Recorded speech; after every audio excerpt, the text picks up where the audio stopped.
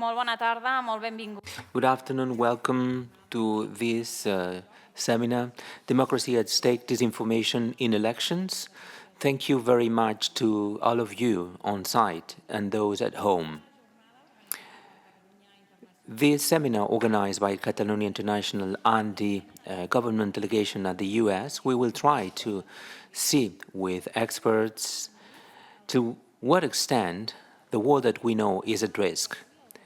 Who had imagined that today in the US there will be a huge terror that someone will win the election, someone that said that migrants eat pets from Spring Hill in Ohio, or who had imagined that we will have loads of problems to distinguish amongst a real or a fake video, or real or a fake picture. Who had imagined that here in Catalonia we will have 9% of young people up to 29 years old that are prone to believe in far-right parties. Far-right parties fed by the different owners of the technologies. What can we do to protect our democracy in such a complex world where the most basic things, the pillar of democracy, the elections, the popular expression, the ballots, it is always surrounded by misinformation, disinformation that makes very difficult for citizens to take decisions. We'll try to talk about it. And to start this session, I'd like to give the floor to the Secretary General of Catalonia International, Ms. Laura Foraster.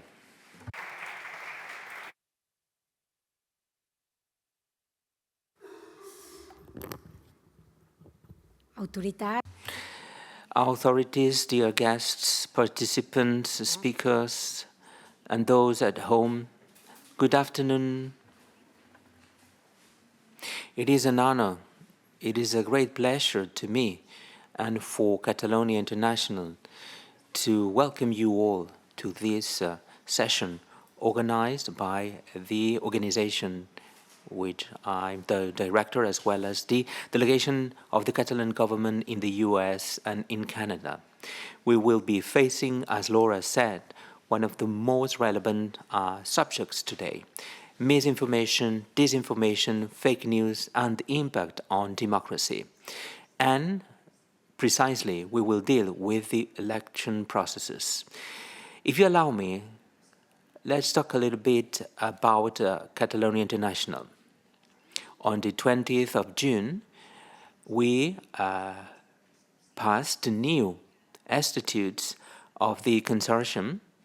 We had to get in this new legal reality, therefore we had to change the name. We knew before our organization as a Diplocat in the past, and today we know it as Catalonia International. Beyond this name and the changes, the role that we play is still the same. We are always under the umbrella of our strategic plan with the motto of international dialogue, projecting and creating the skills that are necessary to look for this relationship, these bridges that we want to build. Through these bridges, we want to make ideas, experiences, and people to get through. And also, through the activities that we will be implementing, we will contribute to create a fairer society and a more democratic society.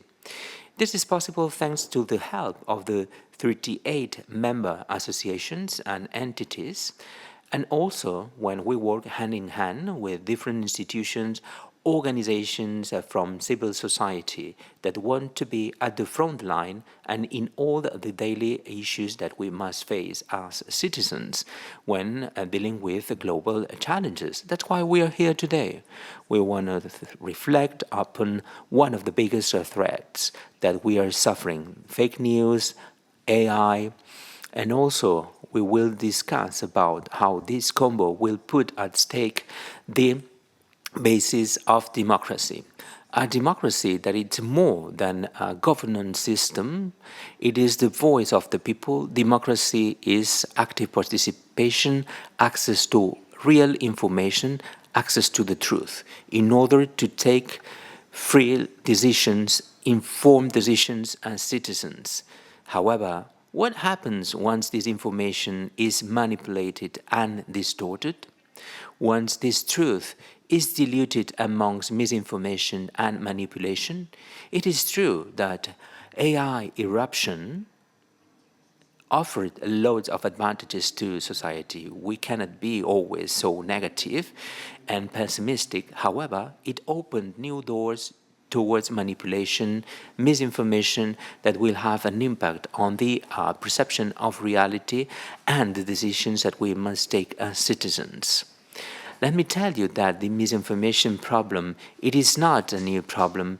We all know about it since many years ago, and we are aware about fake news for quite a while. Professor Nikal, professor at the University of Southern California, he's an expert on communication and public diplomacy. He's also a member of our consulting committee. He gathered in some of his books examples of misinformation in the past in Greece, so many years ago, right? Centuries ago. This is nothing new, and for many decades we've been aware about the impact that some propaganda campaigns have had, as well as media manipulation. However, we can say that there is something new. Once we are more able to create fake contents today, we can create them in an automatic way, in an hyper-realistic way, at a bigger speed, and also due to these changes, this reality that exists has a new dimension as well. That's when the deep fakes and the fake news created through AI, as well as misinformation and disinformation campaigns, in the end destroy the citizens' trust in the media, towards institutions, and the worst that we can see against democratic processes. Because today, information goes at high speed against the status quo. Fake news can be a tool to create doubt, to destroy society, and to reduce the level of trust towards the institutions. That's a big challenge of democracy. Under my perspective, I think that the big question mark is how to keep trust in a system where the main basis and pillars, so the access to truth and citizen participation, is threatened. After Eurobarometer, 90% of European citizens agree that information and news that destroy truth are a problem for democracy. So we can say that citizens are really worried about this issue. Therefore, through this debate, we want to reflect upon the idea to counteract against this phenomena as citizens. But this is not a question that we, Ms. Laura, asked to us, a broader question in order to have a response. But there are many other questions that I'd like to pose, to have a dialogue with the audience as well as with the next speakers. I was asking, how can we protect democracy in such a complex environment? What would be the role of emerging technologies? What would be the responsibilities that we must have as individuals and society in order to have free and fair elections? What will be the measures that need to be taken by governments, institutions, and civil society to protect the election process, to protect from fake news and misinformation? That's a very big task.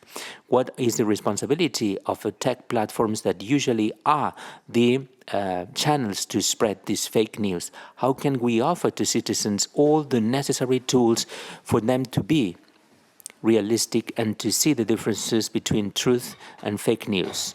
Maybe one of the answers that we could find after our conversations, and I'd like to elaborate upon it, it is something that the Professor Nick Cald mentioned when he talked about this attack against democracy. We need to build this informed society aware about the dangers of misinformation and AI. We need to start answering to the first answer. We need to answer the first question. We must be aware about the reality that we all live in. And I dare to say that we must know how to fight against these dangers as well. Because democracy, it's not only a right, it's a responsibility as well, something that must be created altogether. It is our obligation to guarantee that the processes for democracy must be robust and free of any kind of manipulation. This implies education, training, and international cooperation and regulation as well. A recent survey by Save the Children said that more than a half of teenagers in Spain, they have problems to know when they are facing a fake news. And once they believe that it's a fake news, only 1/4, that's a very low percentage, they never contrast or compare the reality and veracity of the news. And in broader terms, after the last Eurobarometer, 40% of adults, they are not aware about distinguishing the fake news in the internet. Therefore, well, the idea and the problem is the same for adults and teenagers. So this made me to say that we must stress the role that the media education will play. Facing this scenario, we do believe that today's discussion is adequate, appropriate, and necessary. We are in an election year. We just come from the European elections and also in European countries, and right now we will have to face the American elections as well. And therefore, we will see what happens. The idea is to know, can we trust the election processes? The previous ones and the future ones will be clean enough and transparent enough, free of any kind of inner and outer manipulations? The contents that were created, they did have an impact on the final decisions, or was only a threat? How they the government supervised the contents, what were the measures that implemented, what are the lessons and the takeaways after this election cycle that we will experience this year. With this regard, we must acknowledge the European Union was at the forefront to implement regulations in this regard, and we do hope that each and every one of the European states will put into practice different regulations to put some boundaries to this kind of content, such as the recent case, the Plan for Democracy launched by Pedro Sánchez, the Prime Minister of Spain, something that stemmed from the measures that were passed by the European Parliament and the European Commission in the last years. But this new regulation, the ones that come from Europe and those that will be implemented in the different member states, will be enough to protect this democratic process. Amidst this process and this long list of questions that I'm asking you, it is fundamental to deal with these issues today.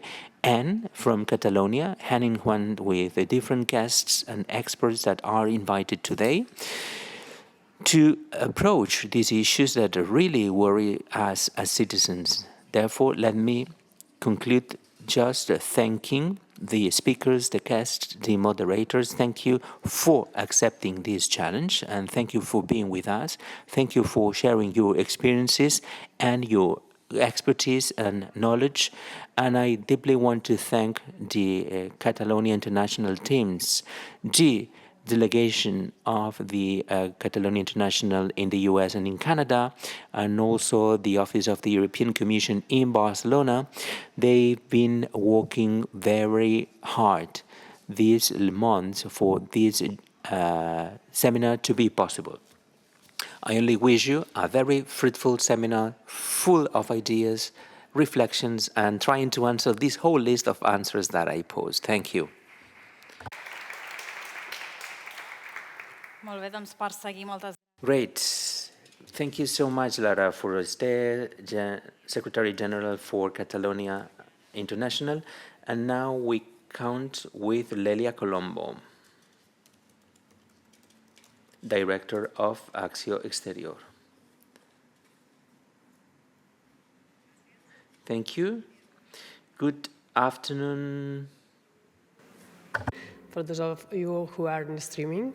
És un plaer donar-vos la benvinguda en aquest... It is an honor on behalf of the Catalan government to welcome you to this event. It is such a relevant event to us, to all the democracies, and also the role that AI will play. In this context, I'd like to read the authorities, the speakers, and I'd like to thank Catalonia International, as well the US delegation and Canadian delegation for helping us to make this event possible, and to thank the participants and many other collaborators here and there. We are living in a very interesting moment, as the Secretary General mentioned. Let me just open my words saying that the Catalan government is absolutely committed towards the values of democracy, equality, the law, fair, and peace. These are the foundational values of the European Union. We are always aligned with the European project. Thus, this must be our priority. Europe must be our priority, and it has to be now more than ever. As the Minister of the European Union and Foreign Affairs of the Catalan government said in the Catalan Parliament a few days ago, he said that we are living in a very diverse world. Many powers appear. Loads of countries are under the threat of populism and extremism. This made Europe to rethink the essence that represents what's being Europe. Therefore, we are fighting for multilateralism from Catalonia in order to face global challenges and to have some strategies for this global order and to protect democratic values. That's why it's so important to have such a debate in such a key moment, less than a month before the presidential elections in the US, such an important year, as it was recently mentioned. And we will see that AI will play a vital role, mainly for the election campaigns, and sometimes AI will have an important impact, and also the relationships of Europe are at stake with the US, after the elections. You know that geopolitics and global economy are as well as in a quite worrisome situation. And I do agree with you, Laura. I do agree with you because technologies, they exist for quite a while. This is not a new phenomenon.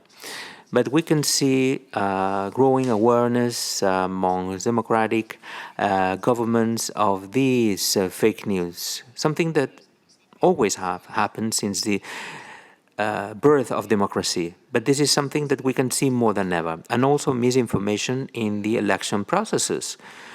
These are key elements in our democratic system and will bring a lack of credibility towards institutions.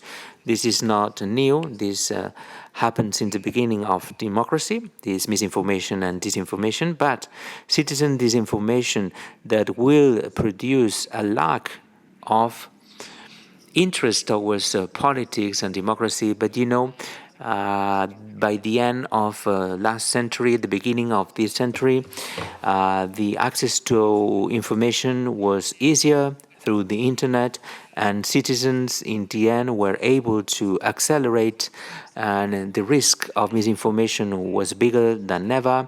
Suddenly, social media appeared, and this Web 2.0 appeared as well. We are maybe right now facing this tech revolution through AI, and right now we can see that we made a huge jump forward thanks to the creation and the diffusion of content in such a massive and rapid way, as it was said before.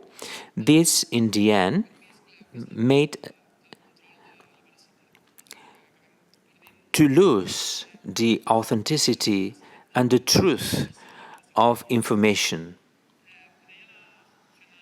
Hannah Arendt said many years ago, constantly lying has not as a main goal to make lie to be believed by citizens.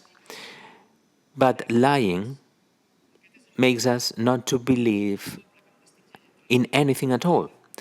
A nation that is not able to distinguish between truth and lie, it is a nation that is not able to distinguish what is real and what is fake.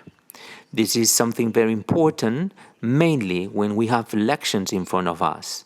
And during the election processes, it's more important than ever. AI, equally other information and technology are very important tools that can transform in a positive way our lives and our societies as well. But it can put at stake the values of democracy if we are not able to manage it properly. In the end, technologies are instruments at the will of the politics behind the scenes. So, we as democratic governments, we are the responsibles to implement proactive measures to strengthen public trust, to protect the integrity of democratic processes and the role that elections play. Elections are the basis of the institutional legitimacy.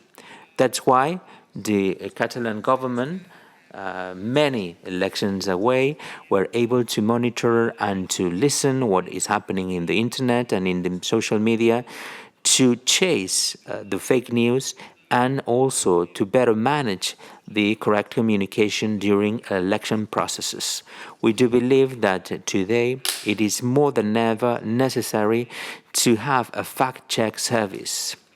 This service will allow us to distinguish the critical processes, the most important ones for citizens. But not only this fact check is needed, we must make citizens to be aware. This is what you said. People are not aware about the importance of fake news. Citizens must be aware about this fact check. People, they need to have these fact-check processes and they need to use it. They must implement it on a systematic way. More than ever, we need a trained society, a committed citizenship, and also complying and fighting for lawfare and democracy. AI is a global priority, as you know. We develop different initiatives, different studies, and different legal frameworks in order to set the global rules. And one of the most important targets is to anticipate risks related with AI, including misinformation, disinformation, data manipulation, which in the end is behind the AI systems, and also the different biases that one can find amongst risks. In fact, last September, the SSO of the United Nations for AI called for the setting up of a global architecture with the aim of fostering the development and protection of all human rights. Also at a global level, UNESCO, OCDE are working for the creation of guidelines about ethics of AI. Although we know that they are not binding, they reinforce the moral principles behind. Last July, the European ruling about AI was passed. It is the first worldwide regulation regarding AI, and the use is regulated depending on the risk for fundamental rights as well as risks for democracy, for the state of law, and for the safety.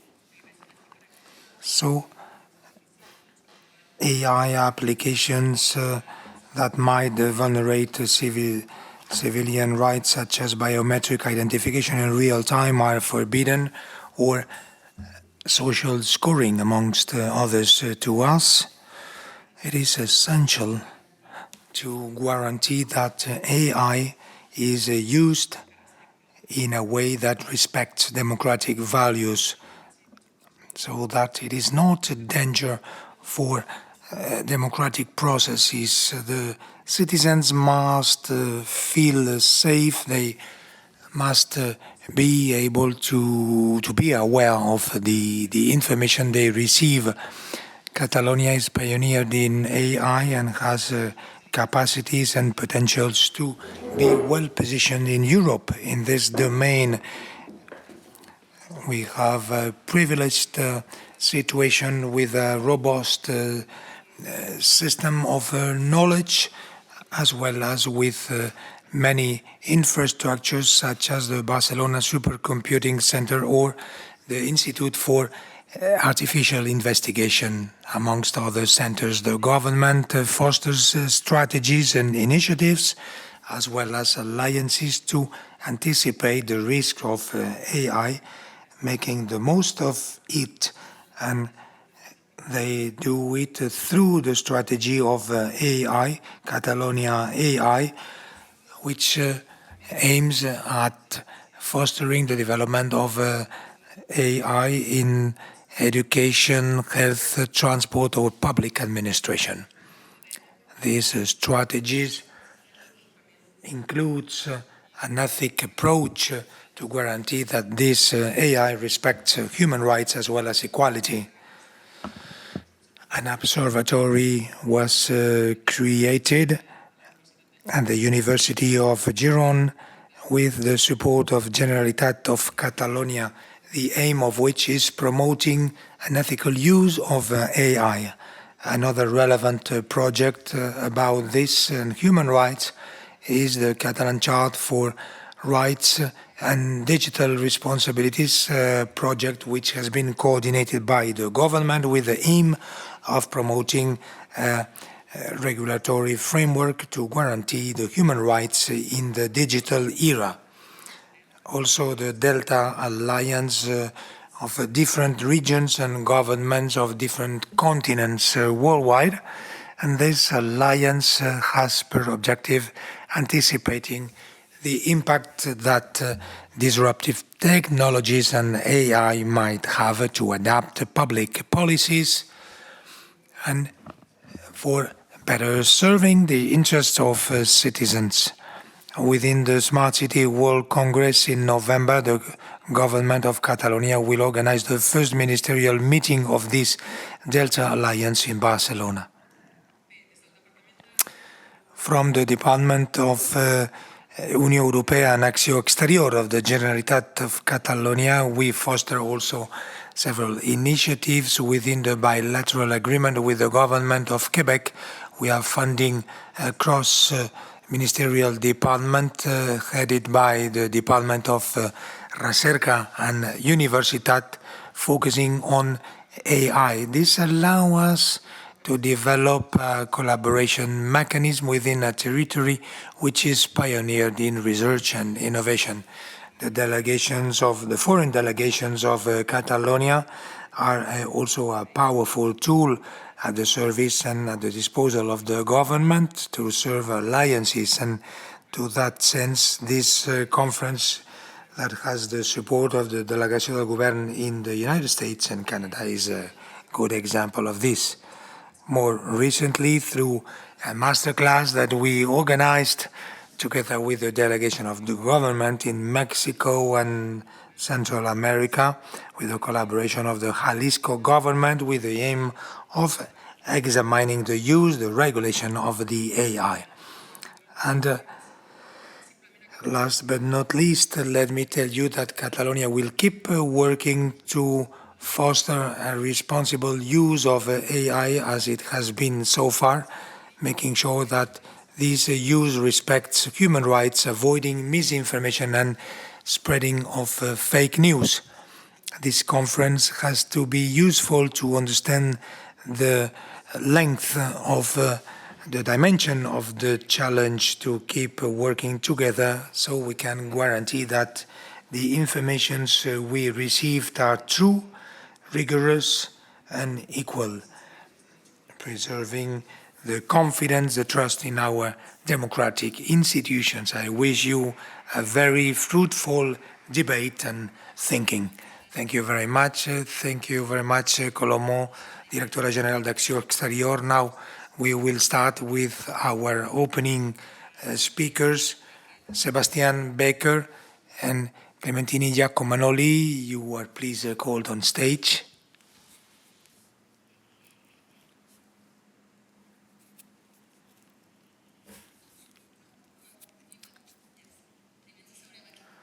Yeah, first of all, we will sit on the chairs for the introductions. The objective is that we can know theoretically and in the practice some of the initiatives which are being undertaken vis-à-vis misinformation and electoral processes. We have Sebastian Becker, head of the program of digitalization and democracy at the cross-governmental idea.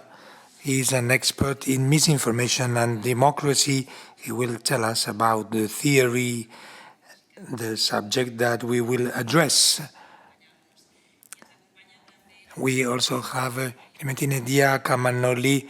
She collaborates, once again, she comes from the strategic work of the European Commission. That's why we want to thank the European Commission for having let us a representative. She will tell us about what Brussels is doing in the fight against misinformation and the phenomenon of the AI. We will start by Mr. Becker. Now you can go there and tell us about the more theoretical part of your speech. Thank you.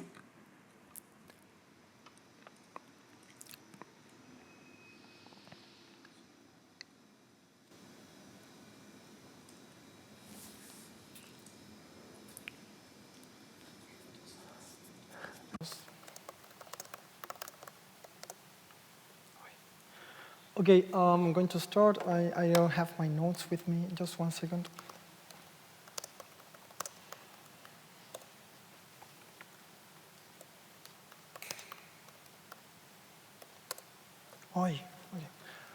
Okay, I'm going to start and then I'm going to put the notes.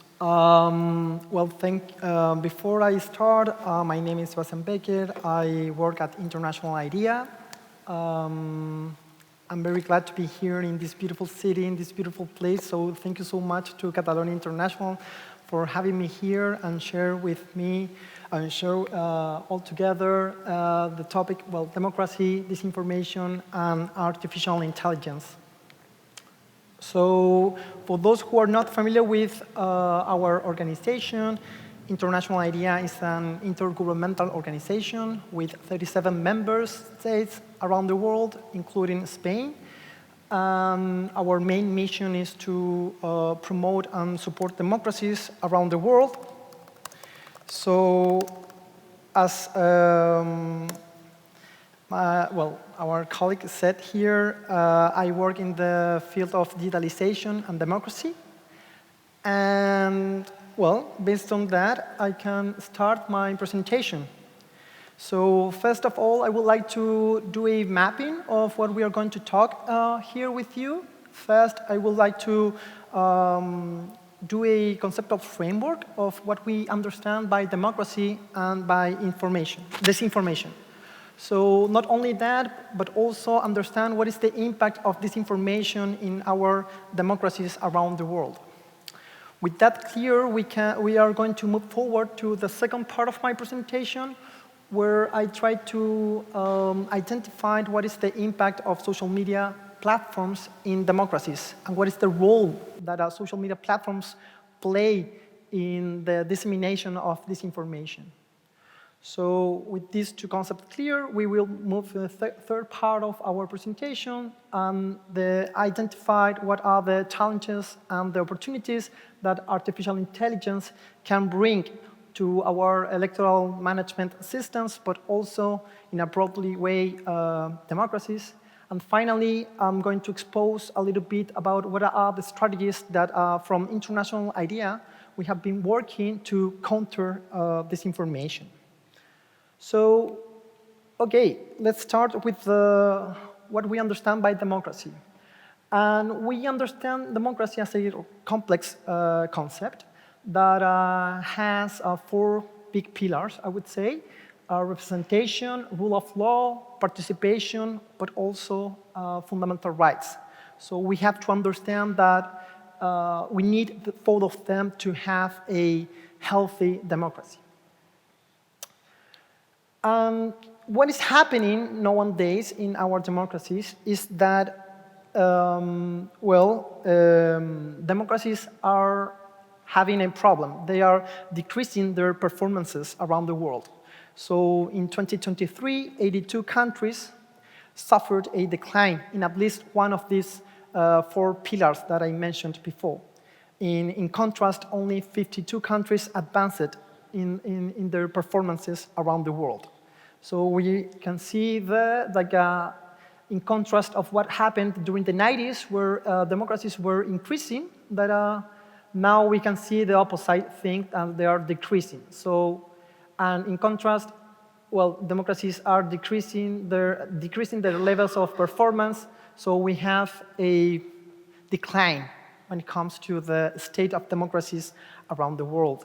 And this is important when we talk about artificial intelligence and disinformation, because on one side, one of the aspects most affected by this is credible elections. And the second one is the exercise of fundamental rights, and notably freedom of expression and freedom of press. So with a clear picture of what is happening with our democracies around the world, we can talk about what we understand by disinformation. And despite we don't have a universal definition, we are going to use the UNESCO's definition that it says disinformation is all false information that is deliberately disseminated to cause social harm. So it is important to distinguish between only falseness here. Sorry, I made a mistake. Falseness, that is only unintentional mistakes, such as inaccurate information, but also humor or that kind of things. And it is in the overlap of malinformation. That means like illegal content, such as revenge porn or hate speech. So in disinformation, in its nature, is legal, but is deliberately harmful for societies. That's, I think, the challenge around disinformation. And I want to highlight what we just published in our latest report on the global state of democracies, that between mid-2020 and mid-2024, 1 in 3 elections was disputed in some way. 1 in 5 elections, one of the losing parties or candidate refused to concede the election, and 1 in 5 elections was challenged in court. So that means disinformation is stressing our idea of democracies and is stressing the election integrity in countries around the world. That's why it is important to understand and to study, what is disinformation and what is the impact that has in democracies worldwide. So we have already clear what is democracy, what we understand by disinformation. I would like to jump into, what is the role of social media platforms here in this state, the current state of our democracies and disinformation. And I would like to start with this quote by Mark Zuckerberg, the main shareholder of Meta, that he admits that people will engage disproportionately with more sensationalist and provocative content. So what that means? It means that we are, a image to what he said is basically this. We get close when we understand engagement of users. There is more engagement if there is closest to the prohibited content. So hate speech, revenge porn, but also disinformation. So there is a commercial incentive by these companies to deploy and disseminate disinformation because that attracts the attention of the public. And that we call attention economy. So attention economy, on one side, well, companies want to keep using their platforms, so they provide this engaging content. That means more attention, means more ad revenues, because at the end of the day, these companies, social media platforms, are just companies that sell advertisement. So more attention for users will be more ad revenues. So that's why, for instance, social media companies are commonly designed to, that renders them addictive. In some way, they just catch the attention of the public, and that's how they monetize the information that they spread in their social media. The ultimate goal will be maximize engagement and increase retention rates. So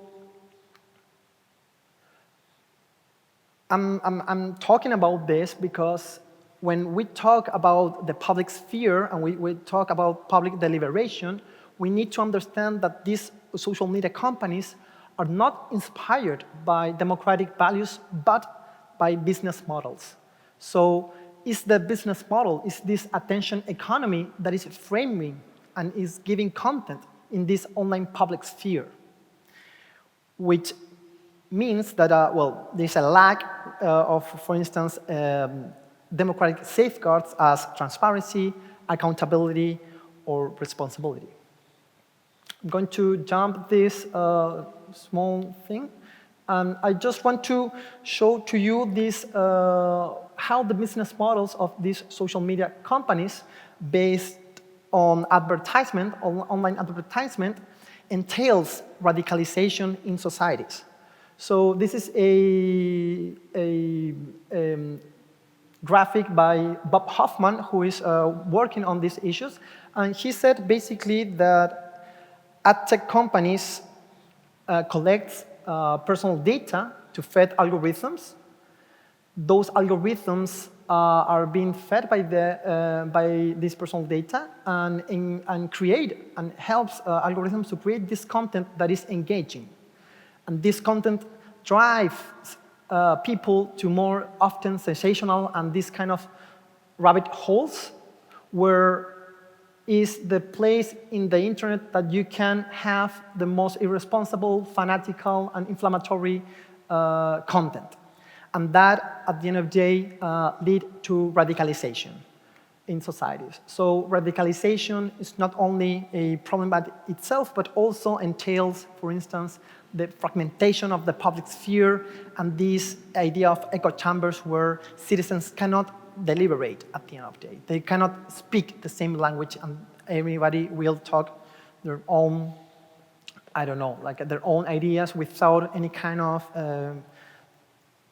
debate. So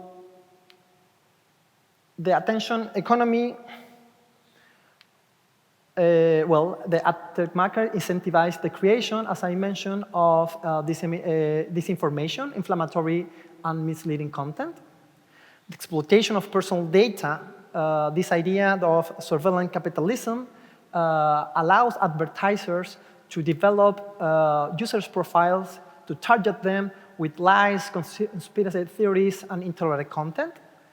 And AI erupts here and reinforce this bad, I would say, landscape, because AI can be used to predict the content that users will be more they will be more tend to engage with.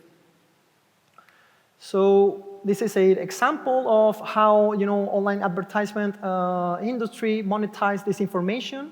This is by Global Disinformation Index, where Google Ads basically put their ads here in these Russian pages about like the war in Ukraine.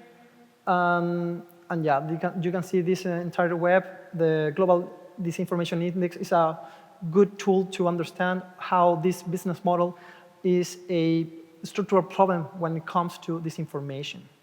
So to wrap up this third part, disinformation affects not only human rights, but also participation and representation, which are the 3 of the 4 pillars that I mentioned at the beginning of this presentation.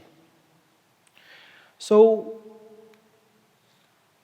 we have already talked about the current state of democracies around the world, the role of disinformation in democracies, the role that social media platforms play in the dissemination of disinformation, and let's talk about artificial intelligence.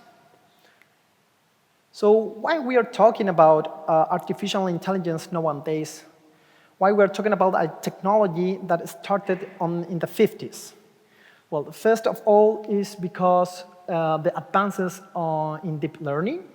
We can see, for instance, particularly with natural language processing, these technologies can understand but also generate human-like text. That means that they can produce very high-quality pieces of this information.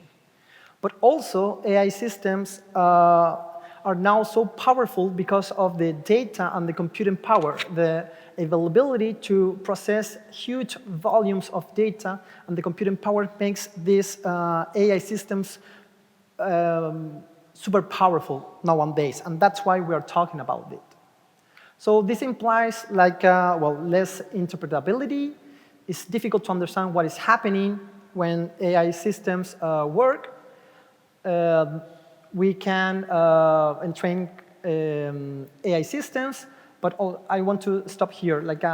AI systems can be can bring more opportunities for elections, making them better, faster, and more secure, but also brings challenges and concerns. So to unpack this, on one side, the opportunities, but also the risk and challenges, we need to understand the entire electoral cycle so that we can understand the use of AI in these 3 different moments during an electoral cycle. Pre-electoral, here are some of the opportunities that we can identify, and we identified in our last report. Also, the electoral moment and misinformation monitoring could be one of them, an opportunity that AI can bring to identify, but also post-electoral when it comes to understand audits and political finance consolidation and analysis. And now the threats. Disinformation is one of them. This is why we are here, not only because AI can produce a huge amount of very credible information, but also increase the quantity and the quality. Also, chatbots could be a source of misinformation. But also, I want to stop here, and I think I would like to remark this point of cybersecurity. If we are going to use AI systems to be part of the elections, we need to understand that AI systems are not immune to cyber attacks. So relying on AI means give more opportunities to attackers to harm electoral integrity. So AI could be also a door to more attacks and to harm electoral integrities. And then here, campaigns, which is the main topic of our presentation. Chatbots, political advertisement, but also the data collection and privacy risk are part of the risk that AI entails in elections. This is a graphic to understand, how AI systems are working within social media platforms. So AI systems are being used to create content in the first place here. Deepfakes, LLMs, bots, automated journalism, but also in how they curate content. Why we see what we see in our social media platforms. So AI systems are being developed by these platforms to rank, promote, or demote content in our news feeds. And finally, AI systems are being used by these companies to deal with illegal content, with the filters and removal labelings, but also to promote and down-ranking specific content.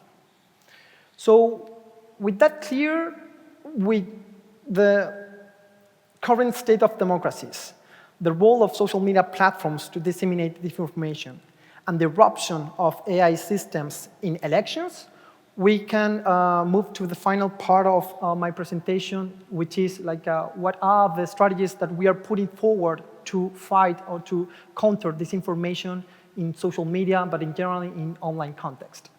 So we believe that we have identified structural problems.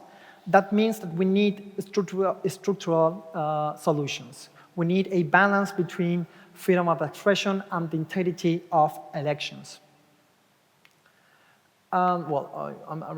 First of all, we believe that if we are going to process personal data, we need to adhere to principles of the GDPR, necessity, proportionality, data minimization, etc. But also, I think this is the most important, in my opinion, these two concepts, algorithmic transparency. We need to understand how these platforms are processing our personal data. What are the techniques that they are using to target citizens in online spaces? What are the techniques that they are using to amplify political advertisement, but also political content? Not only with that, but also we need transparency when it comes to the content moderation rules. What kind of information they are removing from the specific platforms? What kind of users are being blocked? What kind of content is being promoted or not promoted in these social media platforms? So far, we have the European regulation, the TSA, that I guess my colleague will introduce in detail, but this is not the rule around the world. This is only in the European Union. We need to make sure that official authorities, electoral authorities, can be working hand in hand with social media platforms so they can bring official content and avoid, information that can be misleading. But also, and I think this is crucial, demonetize disinformation. We need to find strategies to remove advertising revenue from websites that are disseminating disinformation. So we need to address the root cause of disinformation, which in our view is precisely these commercial incentives around advertisement technologies. We believe that these are more recommendations. I will just keep the importance to that platforms, they need to work in a specific context and in specific languages. Nowadays, the tools that they use are mostly in English, but they dismiss of other languages, including Catalan, but also Spanish and other languages around the world. And they should conduct systematic risk assessment of the recommended algorithms. How these algorithms, how these techniques are impacting in a systematic way our electoral processes, our democratic processes, our information environment. Finally, I would like to end with this code of conducts. When we don't have the regulation, code of conducts could be a good tool to solve these problems. So these are my colleagues in Brussels with Vice President Vera Jourova from the European Commission signing a code of conduct alongside all the European political parties, and they engage themselves to promote healthy online political campaigns. That, in our view, not only provides fair rules, but also transparency, public trust, and accountability among politicians that are using these techniques. And finally, I would like to highlight, this European Union case, but also we have been applying this strategy to fight against disinformation in Netherlands, for instance, but also in jurisdictions as Peru. So that's all. Thank you so much for your time. You can watch and you can go further in our reports that are in our webpage. We already published both reports, and we have a lot of information about this. Well, if you have a question, I will be happy to respond all of them. Thank you so much for your time.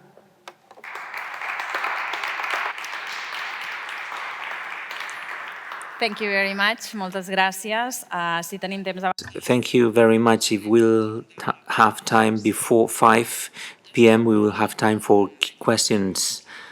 Manoli, per explicar-nos les iniciatives que està fent la Comissió Europea en aquest... And she's going to share with us the European initiatives. Yeah, maybe I will take this out. And I would need some technical help with the presentation. Is it?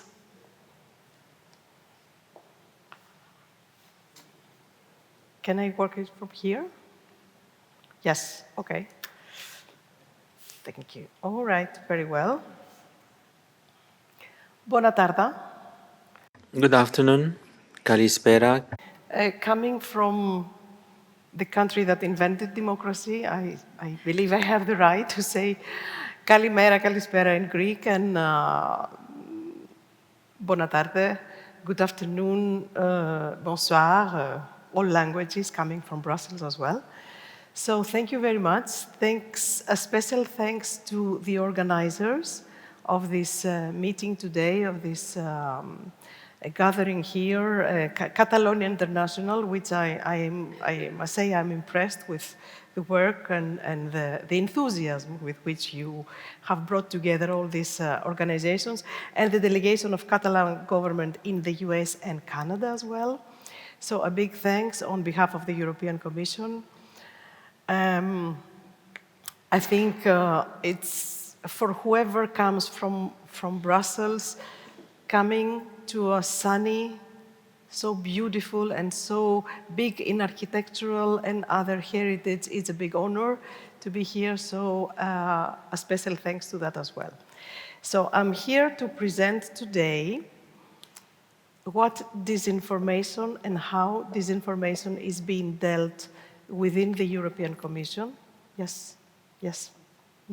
Within the European Commission, and in particular during the European elections, which I assume it's one of the topics that is linked to democracy, and I'm sure that you will be eager to know what we have been doing and how things evolved in this area. Again, my name, as you can see, it is Clementini Diacomanoli. I'm part of this team of the European Commission that deals with disinformation. I'm also the author of a book that is entitled, no surprise, Fake News, What Does Europe Do? So, voila, the role of the European Commission, and in particular, Directorate General for Communication, which is my service, and the Strategic Communications operationalization, which is a difficult word. So, our team is called Stratcom, Strategic Communication. It stands for Strategic Communication. And what do? We engage with disinformation along two lines, with two strings. First, from a regulatory perspective, and then we work very closely with other Directorate Generals of the Commission, with other services of the Commission, namely DG Connect, which is the service behind the Digital Services Act, the DSA, this big regulatory piece that defines mainly the responsibility of social media platforms. DigiJust, this is the service dealing mostly with values, with democracies, with electoral procedures, and also with other services, namely the European External Action Service, and many more, because now, as you might imagine, a lot of the disinformation narratives around EU policies include climate change, include migration, include a lot of topics, even agriculture, as you can imagine. And then the second line is the strategic communication perspective, and there we focus mostly on disinformation and information manipulation around EU policies. And as I already mentioned, you can see here climate change, migration, solidarity with Ukraine, agriculture, and whichever other EU topics is on the radars of the press, because it is evident that disinformation is happening around what is a popular topic, and not only the core topics of the everyday life and press, but also with the topics that are more sensitive, that touch sensitivities, and they are different from one member state to the other, as we can also imagine very well. So what do we do? This small service, Stratcom, analyzes the trends. We try to anticipate what is happening, what are the trends with different narratives, and provides communication responses. We are the ones who will try to find a response based on facts and figures on different disinformation narratives and on information manipulation. I will not enter into the definition of disinformation, misinformation, because it was already presented in a very nice way. And let's see some data, because in the Commission we like very much numbers and data. Let's see some data about European citizens and if they consider disinformation as a threat. And you can see there some high percentages of 86%, 71% of European citizens that are conscious that there is a rapid spread of disinformation, that this is a problem for democracy, and they feel that they have come across disinformation. And 60% of them believe they can easily identify it, and there I put a question mark based on my personal experience, because it's very often that we believe we can recognize this information, and even the experts on this information, we cannot always do that. And 77% of Europeans agree that the existence of news or information that misrepresent reality is a problem in their country. And of course, there all EU member states are included.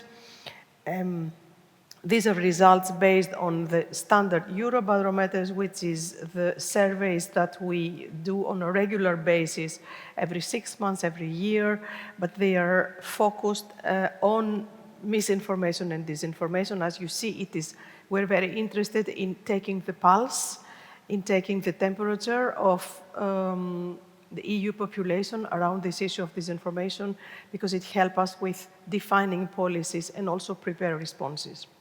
So disinformation impacts citizens' trust in democracy and is discouraging democratic participation, meaning we have the danger of people being reluctant or even negative in participating in electoral processes, and mainly this affects mostly the younger populations in many member states. I assume it is probably the same in Spain as well. So this is our team.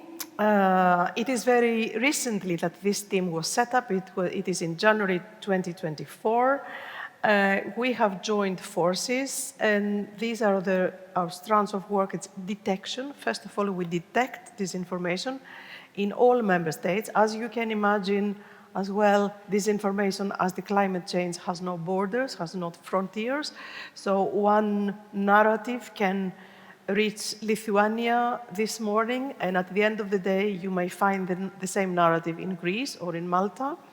So we detect the disinformation narratives that reach EU countries. We monitor them. We analyze. We do a regular analysis on a weekly basis, of course, based on specific tools that are available and that we work on for this purpose.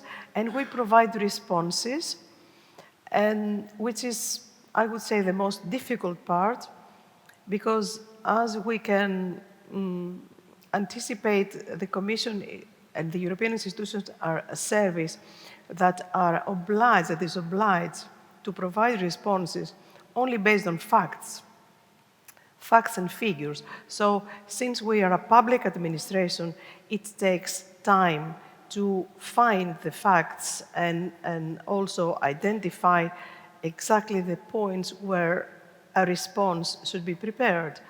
disinformation travels much faster than our responses, and this unfortunately happens with every public administration. So our focus on disinformation and information manipulation, targeting, as I said, EU policies, as we have seen before, and we very much believed on strengthened coordination within the Commission services, also with other services as the European External Action Service, which is the Ministry of Foreign Affairs for us. And this is where you see this new term that is FIMI, that stands for Foreign Information Manipulation and Interference. So we can understand this is the disinformation that comes and reaches EU from a foreign malign actor, mainly from countries. And this is, let's say, a very important dimension that is not a recent phenomenon, but it has been amplified recently, mainly after the recent years, and also being in a very geopolitical, strategic crisis in Europe and everywhere. About elections. This is a very complicated slide now that I see. But it includes, if you can see, all the parts and pieces of where disinformation narratives happened around the election processes. You can see it's already complicated because it has touched upon every single aspect. It has touched upon ballots. It has touched upon conspiracy theories. It has been including micro-targeting, unfair political processes, allegations of fraud, and it has also touched narratives like Ukraine, climate change, migration, conspiracy theories, and health. So it includes a little bit of everything. And although it is a complicated slide, it shows as well how complicated, in what complicated way this phenomenon acts, especially regarding the electoral procedures.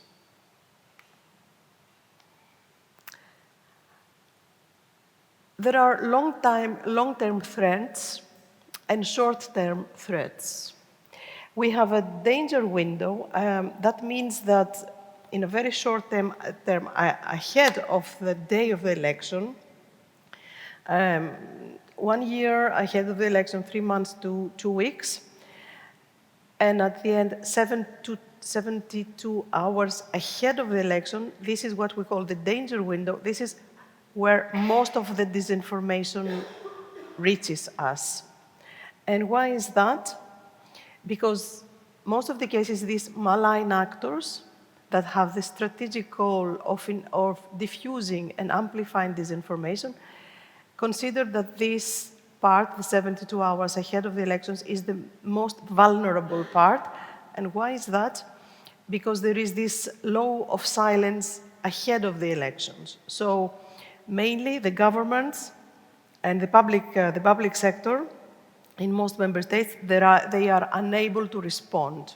So this is where most of this information happens, because they know that the space is empty and they can very well diffuse and amplify narratives that cannot be responded. This is just to show a little bit how it worked and how we have also monitored and concluded that this information can be analyzed. Our responses. As you see here, responses include monitoring, coordination, outreach, and of course, awareness raising. So what did we monitor ahead of the recent European elections? AA stands for European Election 2024. We had no significant incidents of disinformation detected during the election days, but we have identified long-term campaigns present in most member states and possibly influenced the results. And I say possibly because it's extremely difficult, if not impossible, to prove that disinformation has influenced the voter. No voter will ever admit that I voted this and that because I was influenced by disinformation. Most of the times we're not aware of that. So long-term campaigns were identified. Cyber incidents did also happen, but were low-key, thank God. And they particularly aimed at very visible targets and following the electoral timeline, and as I said before, very close to the danger window ahead of the elections. You see these 4 boxes with the cyber attacks, in particular in Netherlands, Slovakia, Austria, and Italy. You see physical attacks that also happened in Denmark, Slovakia, and Belgium. Maybe you remember these stabbings in Mannheim. This was also a result of disinformation. I mean, this is one of the rare cases that we have identified physical attempts due to disinformation. This has happened in Germany. And the word that you see there on top, the doppelganger, I don't know if you are familiar with that.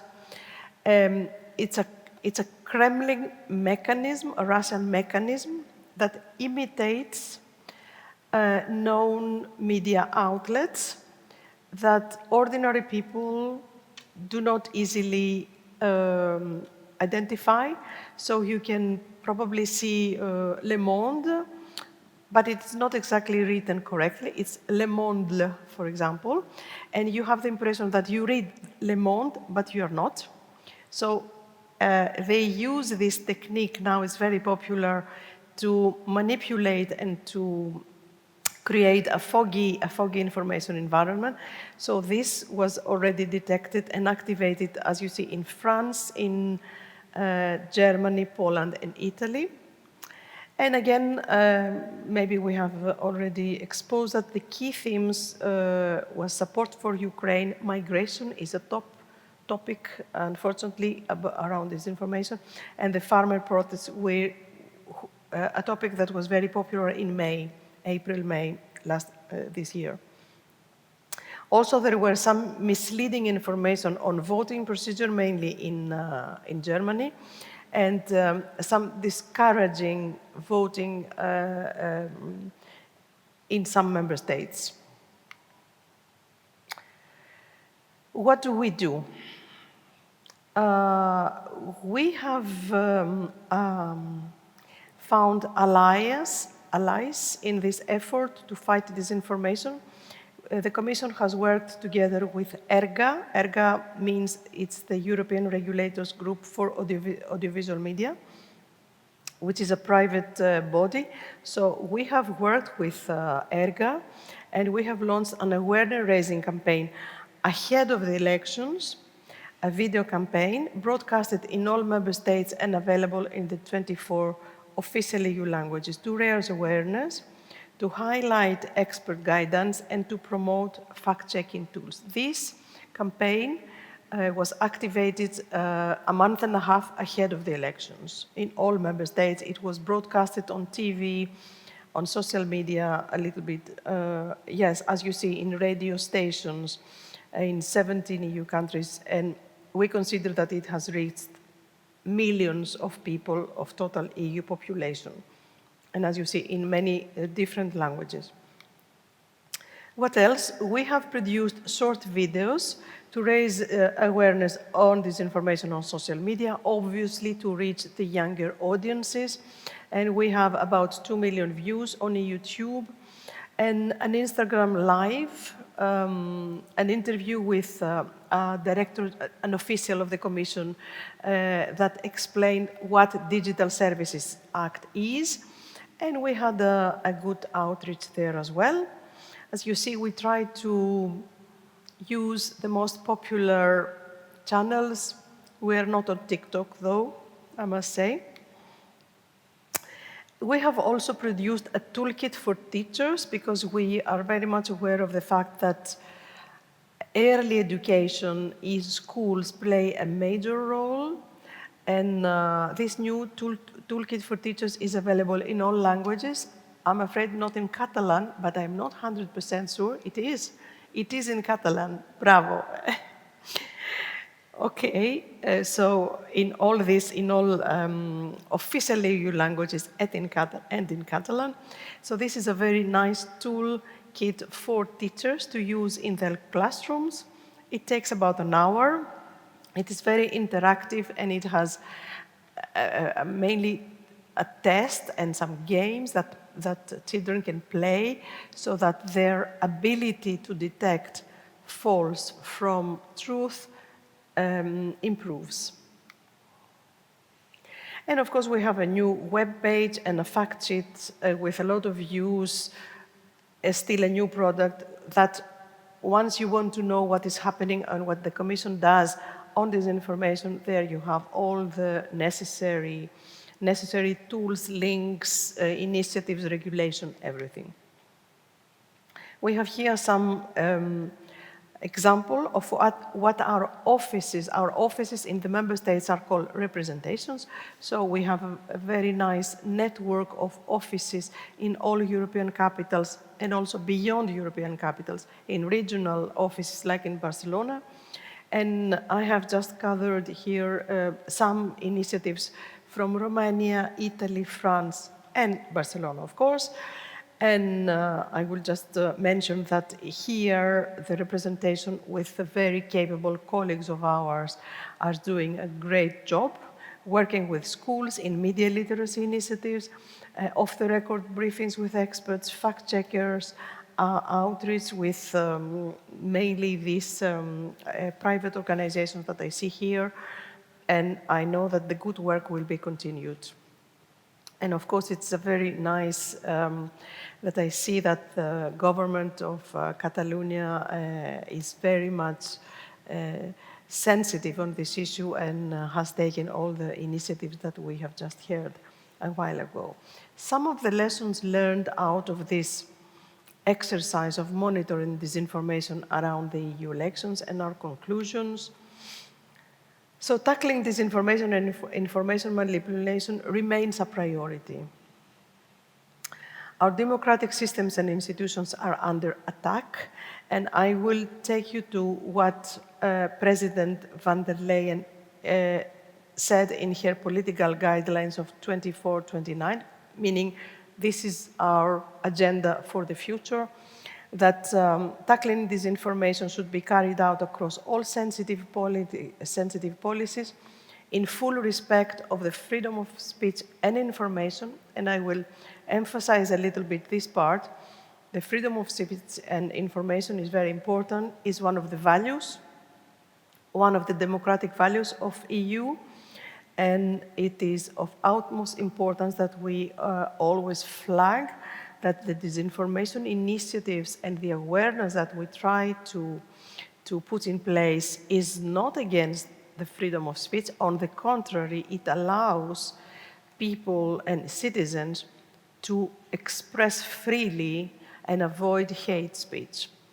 I'm having this parenthesis because there is a lot of discussion about this issue lately, so it's better that we clarify. We need to identify EU policies that are most affected by disinformation in a long-term approach. So short-term, it might be our response to a false narrative, but the long-term approach is education, not only of children, but education of society, a resilience of the society. Resilience of the society, increased awareness raising, media literacy. Also, cooperation with third parties, including fact-checker community, journalists, media, civil society, academia, and as I was saying before, we need a holistic approach to be able to fight disinformation.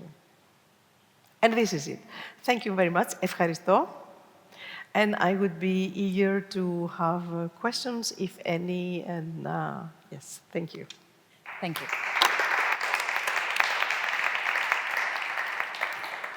Moltes gràcies a tots dos ponents per les seves presentacions. Thank you very much to both of you. We do have 5 minutes for Q&A. So I'm not going to ask any question. I'd like you to ask a question, you members of the audience. If you want to ask any question to our dear guests, you have the floor. Do we have any questions? Otherwise, allow me to ask you very short and brief questions because we must leave in just 5 minutes. Please try to be very brief in your answers. On the one hand, you talked about something that is a priority because democracies are under the attack of a fake news, but also in your presentation you mentioned that disinformation seeks causing harm, a prejudice against society. Therefore, we are facing a situation, I don't know if you will answer this in just 2 minutes, but all these solutions that you offered, in the end, do you believe that governments on your side, and for sure you believe that's possible, is this a priority for governments and society is aware about the priority that we are talking about? For governments, in my opinion, If it is a priority for governments, if you think they are taking seriously enough this idea that you said, that this is monetarizing, so if... Yes, I think it becomes a priority. It might not be a priority for all member states. I can speak only on an EU level. So there are some member states that are being attacked sometime now by foreign information manipulation, by malign external actors. And we can easily think that these countries are in the northern part of Europe. These countries are more sensitive on this issue. They live it in an everyday basis. So it is a priority for them, and citizens are very well aware now that this is happening. It's not the same with the southern part of Europe, but it's now becoming a priority, and I can say that initiatives are taking place everywhere now, and it's like the population and the public sector was sleeping, but now is waking up, and is identifying that it's not only a matter of democracy, it's also a matter of participation as an active citizen in what is happening now. And I think the focus is also the younger population. Would you agree? Do you have this same perception that they are more aware now? yes. Well, of course, the context changed. I have the opportunity to work in Moldova and the Balkans. So, for instance, in Moldova, this could be perhaps one of the priorities because of this foreign interference by Russians. So they have deployed an entire institutional body to counter disinformation and FIMI. Well, the European Union has demonstrated that disinformation is a priority, so because of the TSA. But I would say, well, we have different approaches to counter disinformation. But I would say that governments are not paying attention of what are the market dynamics that promotes disinformation. So this monetarization that you were saying. So like, it is important to have fact-checkings. It is important to have media literacy. It is important to have digital literacy. But we also need to understand that market will not solve by itself the problem of disinformation. We need to create decentralized mechanisms, commercial decentralized mechanisms to counter disinformation. And I think in that sense, I would say governments need be convinced that this is also part of the causes of disinformation. Okay, so we can go more in deep into that later on in our debate. Thank you very much, both of you, for taking part in this presentation today. Nosaltres ara farem una pausa. And now we will have a break. Coffee is ready at the garden and we'll resume at past. Thank you very much.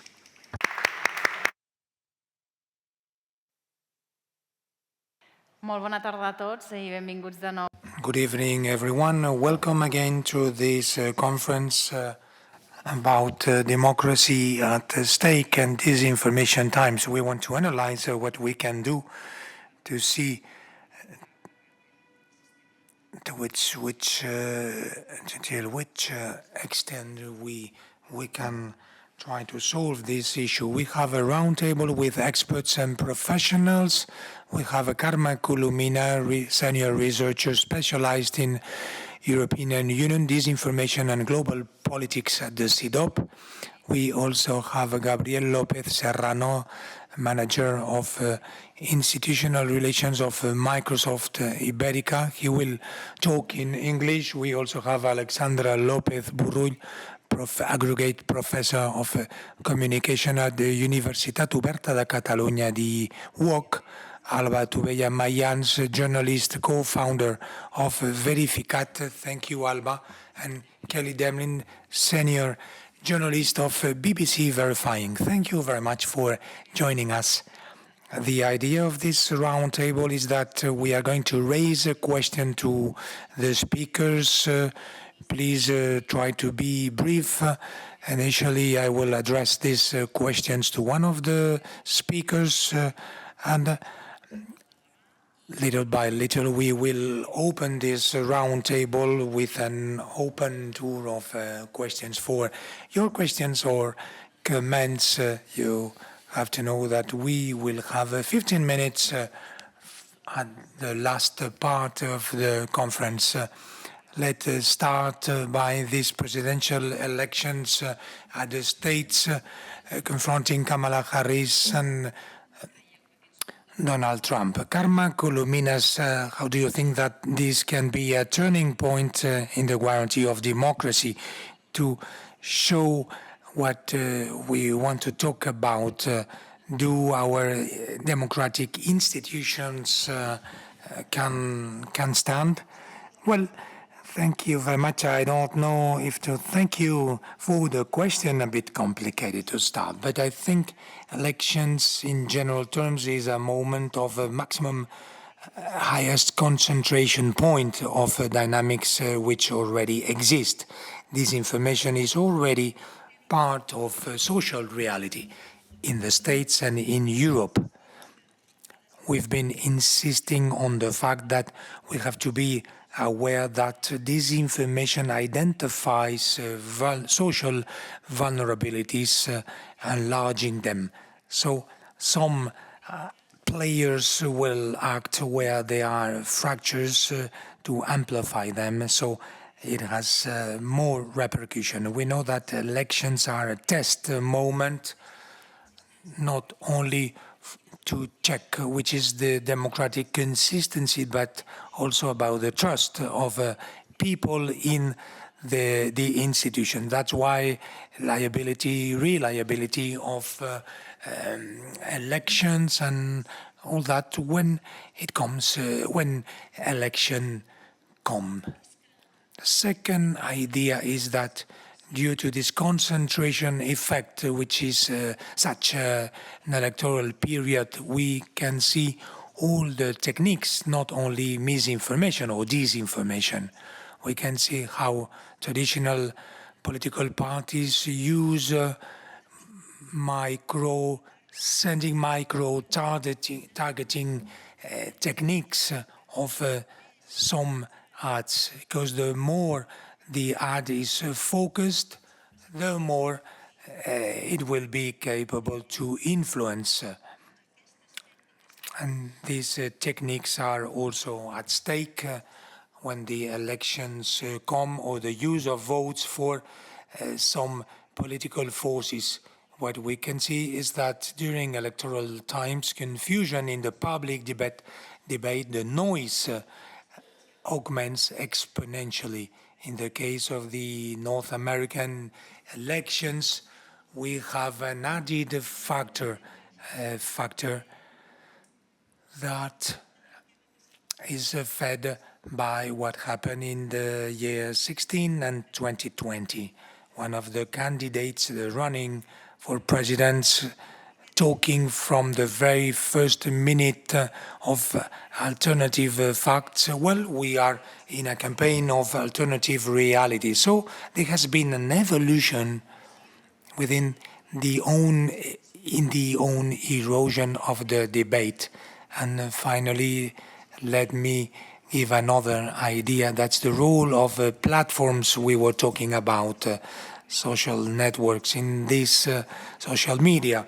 The huge technological platforms, we can talk of X, are actors who are campaigning in favor of a very particular political party. We came from the reputational crisis, the assault of the Capitolium, well, the evolution as well as the acceleration, once again, of this capacity of influencing is part of this reflection. There are social media, and journalism in a certain way tries to fight these disinformation campaigns. We have two of our reporters from BBC Verify and Verificat who can tell us more about this, because we could see during the debate in the States that there was a team of journalists in charge of correcting this false data, these false informations. But Donald Trump has questioned the role of the journalists who tried to struggle against disinformation, and he said this, saying that it was a campaign against him. So it is a campaign of the whole system against myself, against Donald Trump. I don't know how you see it, first from Verificat and afterwards from BBC Verify. Well, at the end of the day, we are the messengers. We are pointing at the imprecisions and the big lies in many occasions during the electoral campaigns. As it has always happened, we are under the spotlights. They question our neutrality, our labor, our task, even though we are publishing with standards of transparency and edition and contrasting news, much more than many media, but we are in the same bag. You are against me, and you are not providing tools for the citizens. This is part of, as Karma said, we are living through these parallel lives, not only alternative facts. If we raised a poll here between Donald Trump and Kamala Harris, it would be evident who we would be voting for. So in these spaces like this one, the politics have been divided. There are voters of some countries to whom we don't get, we can't arrive even through the verification of information and throughout spaces like this one of today. So, I mean, it is important to have a dialogue based on facts. It is important to put the facts on the table so we can see where we want to go. Listening is not anymore, and when Donald Trump says to CNN, "You are fake news," it is the same game that positions us politically, even though we're not. And BBC. I wasn't surprised to hear Donald Trump say that. As you said, kind of, we've heard iterations of this previously with like fake news media claims. And really what we're trying to do at BBC Verify is, you spoke about transparency, and the whole goal of BBC Verify is to put transparency at the heart of what we do, because the ambition there is if you show your workings as opposed to just say, this is fake, or this is real, then you can hopefully get out of this kind of he said, she said, tit for tat.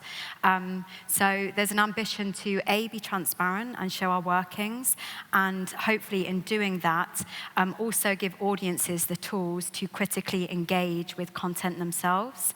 But yeah, that's kind of what our ambition is. And I think it's kind of really important, sort of, because we're just going to be seeing a lot more of this kind of outright denial of what's being said. So yeah. Alexander López Burroll. Sí, Alexander Lopez Buñol, it is the clear proof that the verifiers, the independent verifiers, you are recognized as one more player. So one of the strategies is, since we can't fight against the fact, we might delegitimate them, saying that they are agents of the NATO or whatever. They are pro-Russians or whatever. So we delegitimate your voice. So we try that our audience would be set apart from you because they would not trust you anymore. So the media are facing also this difficulty. It is this sensation, this feeling that the verifiers, you have to double check and demonstrate your liability, your reliability.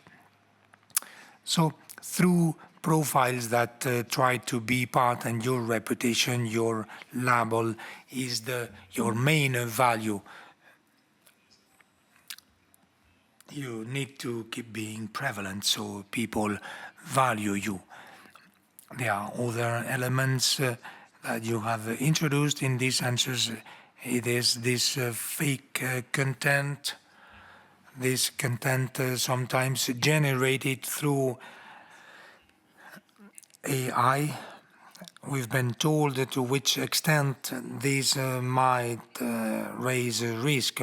I would like to ask the representative of Microsoft from the European Union. We talk about the need to mark that the contents coming from artificial intelligence is recognized as such. If we disseminate a video of Donald Trump saying this or that, or Kamala Harris, that this content is marked as such. But when we talk about disinformation, as we were told before, the objective of disinformation is doing harm to society.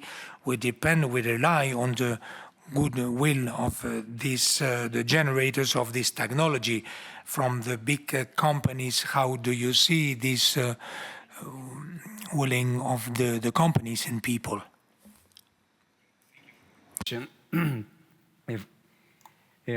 I believe this particular year is actually a turning point for all of us. Just this year, more than half of the population of the world has participated in democratic processes, starting from Taiwan, India, Mexico, the European Parliament, and so on. It will not end with the US, that is for sure. But the reality is that disinformation, all the phenomenon has been with us for many, many years, I would say maybe perhaps centuries. But the reality right now is that the technology has enhanced the impact of this particular phenomenon. And I want to come back to 2011. 2011 was a very important moment for internet and social media because of the Arab Spring. And we thought, hey, we have sorted this out. Now we have citizens with tools in their hands that can actually help journalists. But the reality is that journalism is a very, very expensive enterprise. Not only from the business perspective, but as well from the personal perspective. Having journalists, responsible journalists, well-trained, well-equipped with tools to represent what is happening in the field or in the reality is very difficult. Now, one of the reflections that we have had as a tech sector is that 2011 was a very important year, but perhaps we didn't have the right guardrails. We didn't have the proper principles in place to avoid the misuse of technology that has a ripple effect or a cascade effect into what we are living right now as disinformation or misinformation processes. Now, in this internet, in this AI era that we are referring to, it's actually more important, and it's going to be more dangerous as well, because now we have tools that can effectively Well, change the opinion of people.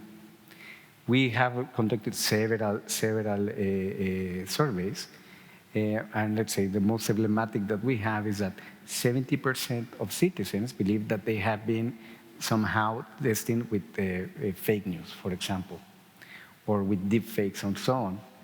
And only 30% of those actually believe that they have the proper tools to identify this phenomena. Now the question is what we can do from the tech world, what we can do from Microsoft. The way we articulate this is that it's not that we will do too much or we will do too fast. The problem is if we are doing too little right now and if we are going too slow. So that's why we are actually participating with several of the media, main medias in the world, including BBC, and we have created what we believe the right baseline to have a clear dialogue on how to transfer the right knowledge, not only to citizens, which is very important, of course, but also to politicians, to campaign managers, and also to public institutions that protect the elections. Mm-hmm. But again, this is going to be a journey, and we can only hope to work together with several members of the society. Otherwise, it's going to be very difficult to tackle properly this phenomenon. Can I just come in and say there that the content doesn't have to be sophisticated to reach wide audiences. So we've seen various cheap fakes, so kind of shoddily put together videos go really viral of Biden a few months ago, the Kamala Harris fake hit and run video. These are not sophisticated videos, but they are still kind of being widely disseminated. And I almost feel kind of from sort of my end, Sebastian mentioned in his presentation earlier about the kind of importance of algorithmic transparency. And I think if we had a little bit more of that, kind of you could essentially do two things. On the one hand, you could, as researchers, as journalists, you could sort of investigate why people are being shown what they're shown and kind of, you know, sort of hold tech companies more accountable. But then also users could more critically engage with sort of these platforms and understand, like, make more informed decisions. So I think, we speak about kind of the, we talk a lot about fears around AI and kind of this content becoming harder to sort of work out whether it's real or fake, but I don't think it takes content to be sophisticated for it to do damage, as we've seen with kind of lots of cheap fakes that have been disseminated and done well recently. And I think it's just really important to go beyond that and kind of, have more transparency around why we're being shown what we're shown so that we can hold tech companies accountable. Sí, estic d'acord. Jo volia incidir amb I wanted to point out about the question, do we have to mark the contents with the labels, the tags, not only with AI, the warning, the content that you are about to read is not sufficient. For example, I am much more critical about the withdrawal of the contents. We have to encourage critical sense of reading, of watching. Flagging, as they say in the USA, this flagging, even though it doesn't change the way of thinking, which is legitimate, it desensitivates the sharing of these contents. Once I was about to share the article of the writing of one of my colleagues, and I received a warning, don't you want to read this article before sharing it? And this is the via, this is the way. These rules insist on this measure. It is part of this education, the approach, different approach that we do have to have. Alexandra Lopez Burrull, there is an education point of the society to which we can't get, maybe, because even the mostly trained people in research, journalism, economy, or whatever, they might fall in the traps of the 21st century, in which the information, if it's not tagged as such, can be fake and can be tricky. Well, the indicators of veracity, but this information might be absolutely false. So even a well-trained and informed society can fall into this trap. How can we do? I think that the technological speed, as the general director said when quoted Anna Arendt, in the end we won't believe anything. If you don't believe anything, you will never build consensus, you will never reach a consensus, you won't have a narrative to build a society. So we cannot make the final user responsible for everything. We need literacy, we need the skills and the competences, but I think that with this technology acceleration is not enough. Therefore, final users will need something else. We don't need this holistic approach, as the member of the European Union mentioned. We will need several tools to create communities of trust as users, and in the end, someone else will help them. There will be kind of a trust intermediaries to know if what you trust through your senses, it's not so obvious or true.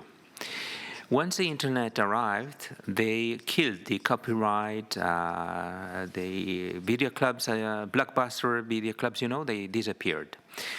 This is something that is questioned, the author, the rights, and how to value reality. It's not only a technical issue. What's the relationship that we have with reality? Therefore, we are asking for means to have an offer for truth, but we need also a demand towards truth.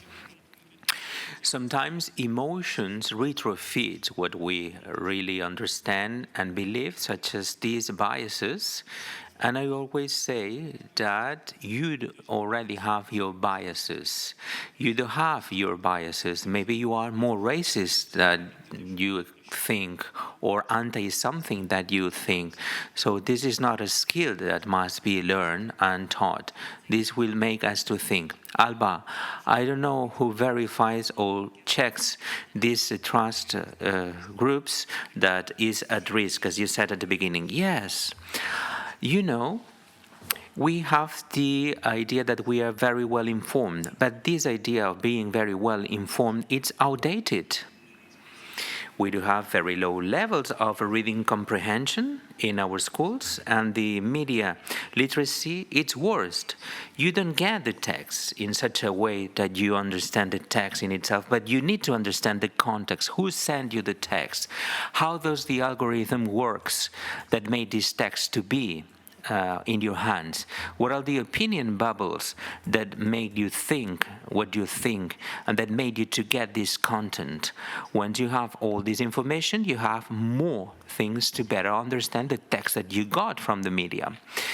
So in the end, you must trust the quality efforts that are made behind the scenes. Where are the sources for quality? And you need to be ignorant enough to not to question critical thinking, because in many messages, well, they do not deserve to create a theory of conspiration. If you want to destroy this theory, you won't have any argument at all, because the one that built this theory of conspiracy already thought about having all the building blocks for this theory to be almost real. Therefore, it is important to know what are our battles, what are our sources for trust, what are the contents that do not deserve to fight against. It's useless. So a 12-year-old kid doesn't have to talk about something because it's nonsense to get information. I'd like to ask Abel Lopez Serrano. that Devlin said before on the transparency of algorithms, on the responsibility of big corporations in explaining us, so in creating this atmosphere of confidence, explaining me why I'm seeing certain videos on my Instagram account or my Twitter feed and not other videos, on why right now, for instance, the far right, especially in Twitter, is being promoted so much. So do you think that the tech sector, the platforms, the big companies are prepared to make this step, to be more transparent on how they work and how they show us what they show us? First of all, this conversation is fantastic. I think we are getting into the right bushes, let's put it that way. Accountability came here as one word, no? Are we accountable as tech sector for that? First disclaimer, honestly, I represent one part of the tech sector that doesn't hold that much, let's say, stake in the social media landscape. And particularly for us, this is important to make this caveat, although we do have social media platform as LinkedIn. There is a fantastic book from Tim Wu named Attention Merchants that actually explains why social media operates the way it works. What are the economics behind the clicks, actually? And more on the technical side, because I have a study on pretty much on this. It's very important, transparency, for sure. And I think that we can reach some level of transparency at the algorithm level, but the hints are already there. If you see why people are clicking fringe information on the internet, why they do it. It's why it's happening in your feed, because, well, it's basically what you do click. If you see other content, you basically pass it on. So the part of education is very important, of course, and I think also the part of values. But I can only speak about the areas that I know, and that area that I know is particularly on AI. AI and skilling. How many of you have utilized artificial intelligence today? I would say probably all of you, all of you. How many of you are conscious that you are utilizing artificial intelligence? That's a different question. Now, how do you want to process properly as a human being a technology that is actually impacting in your decisions if you are not even conscious that you are utilizing that tool? That's the first layer of transparency, and that's one of the things that I believe, at least at the European Union level, we're working into the right direction under the DSA. Second, if we don't reach citizens and institutions with this level of knowledge, it's going to be more difficult to build the right processes for people to identify, okay, I'm clicking this fringe information because it gives me dopamine, period. But again, I think that's a more, it's a broader conversation that we need to address. What we can do from the tech world is, okay, what tools can we give to the population and to the institutions to actually have some sort, not of control, but rather at least transparency and accountability, but we'll put it in all the sectors that needs to be addressed. Sí, jo afegiria en la línia dels algoritmes que Yes, in line with this idea of algorithms, it's not only this issue. Let's imagine Google, but Google only gives you one page. This is AI, how to create homogeneity for the answers. A single thinking process made by the algorithm, because the algorithm only knows one result. Many times you ask repeatedly, do you have any perspectives on that? Do you have more ideas on that? Otherwise, the AI only offers you one single answer, because that's the model. I'm giving you the answer, but are there other possibilities, other answers? Do I have to wait 2 hours before swimming if I had lunch before? Everybody thinks the same. These kind of prompts that we have, well, we need to get used to that. It's like an oracle, like in ancient Greece. This critical thinking is very easy. Question, answer, just one result, like Google. We need to chase and to learn to make questions properly. I do agree with you, Sebastian. Algorithms, in the end, they will be imperfect, such as the information that feed these algorithms as well. Therefore, the information that feeds, and this is a discussion that we have in academia, our information must be useful to feed AI. Yes, sure, of course, because if we need a peer review behind the scenes, will help us to get a better information and added value information as well.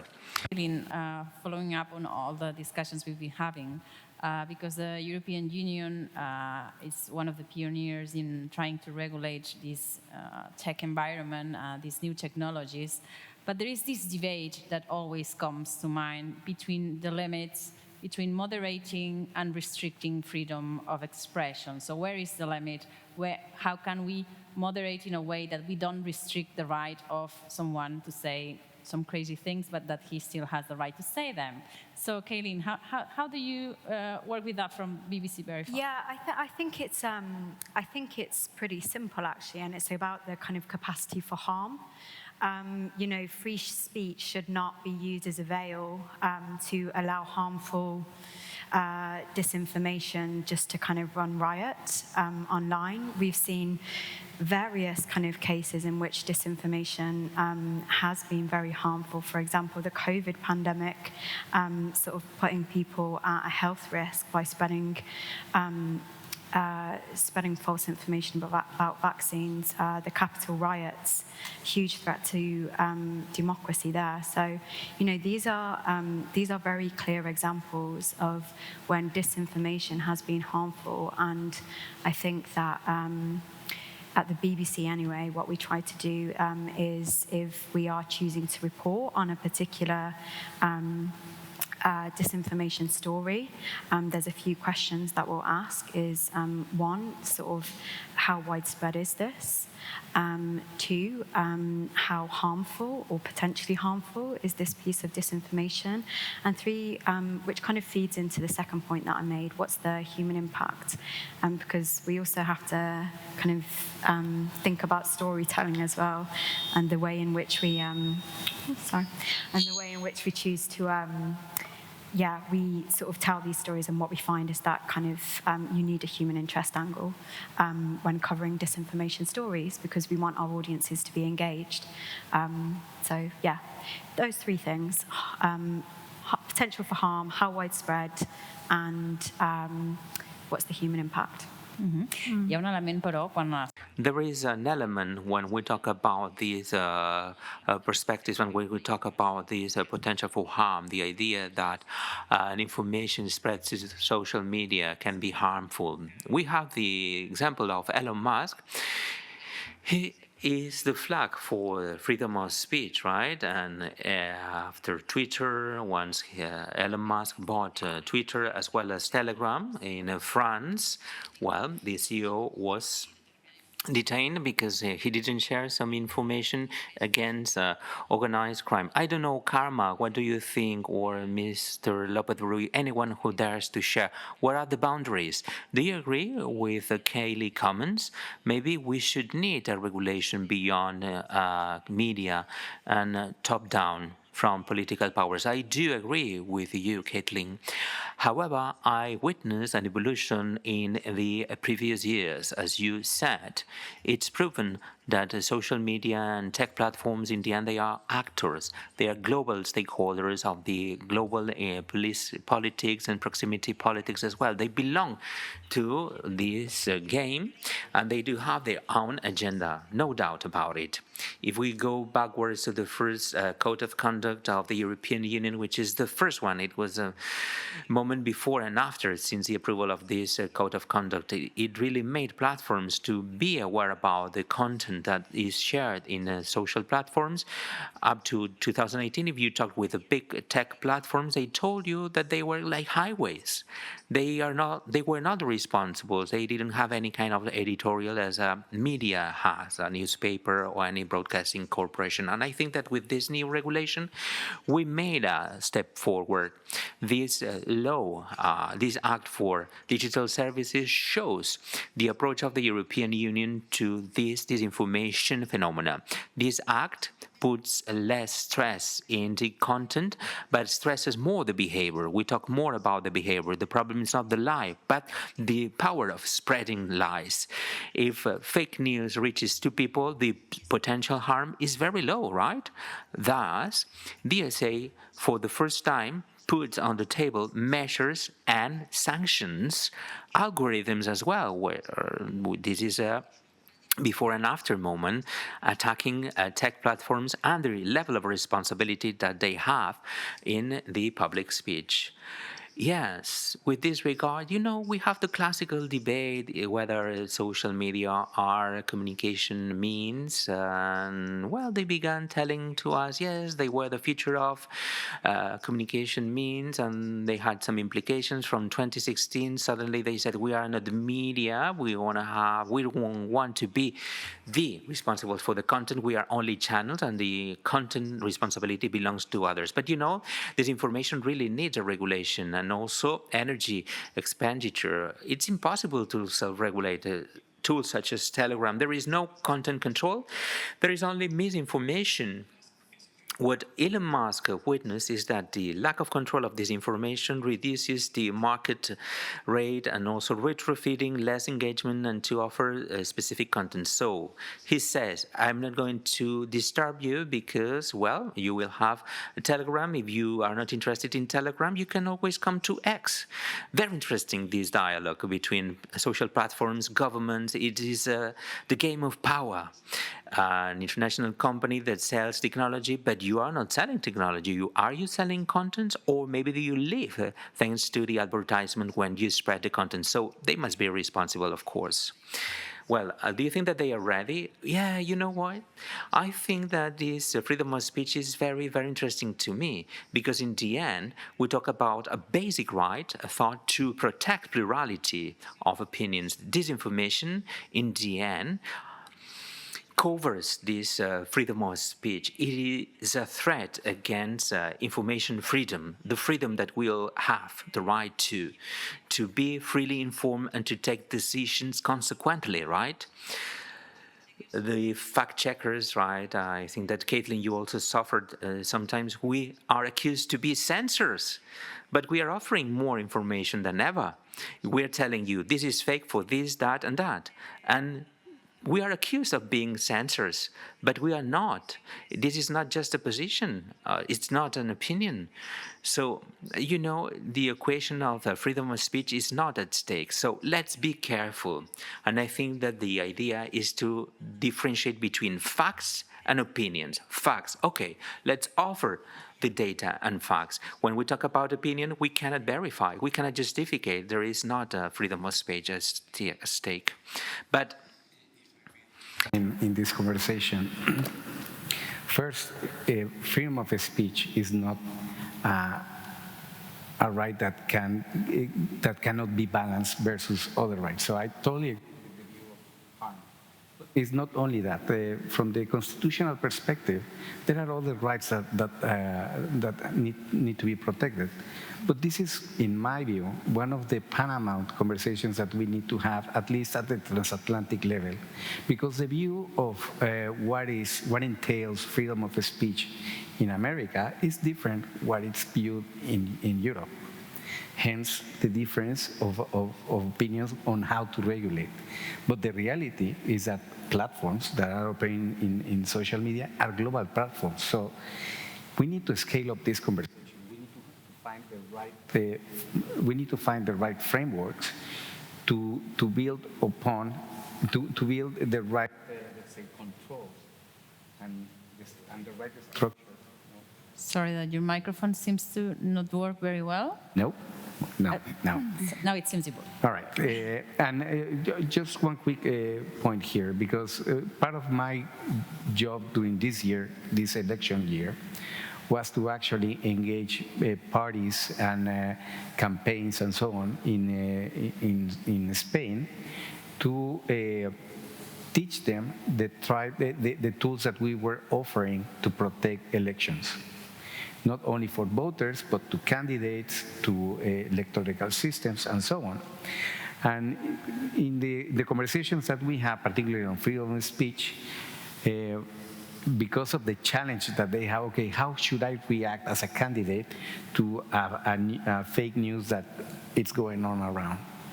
And we introduced a dashboard.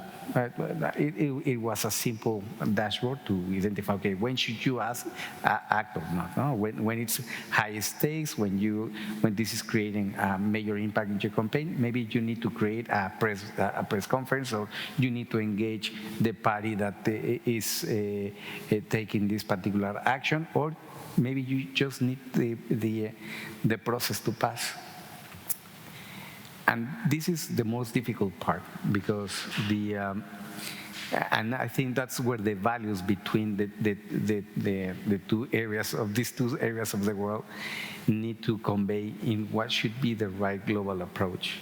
Mm-hmm. We can just provide from the tech world the right tools to assess content integrity, for example, that we have available for news and journalists, and also for verifiers that can, if I'm labeling this content, it's true, and that tool is also available for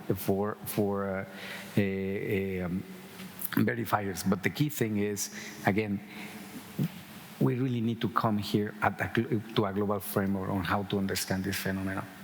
Can I just come in there? So I was struck by a point that was made, which is we're giving more information and we're being attacked more. So we're giving so much information about kind of how we know what we know, but you still get like a deluge of attacks. And I think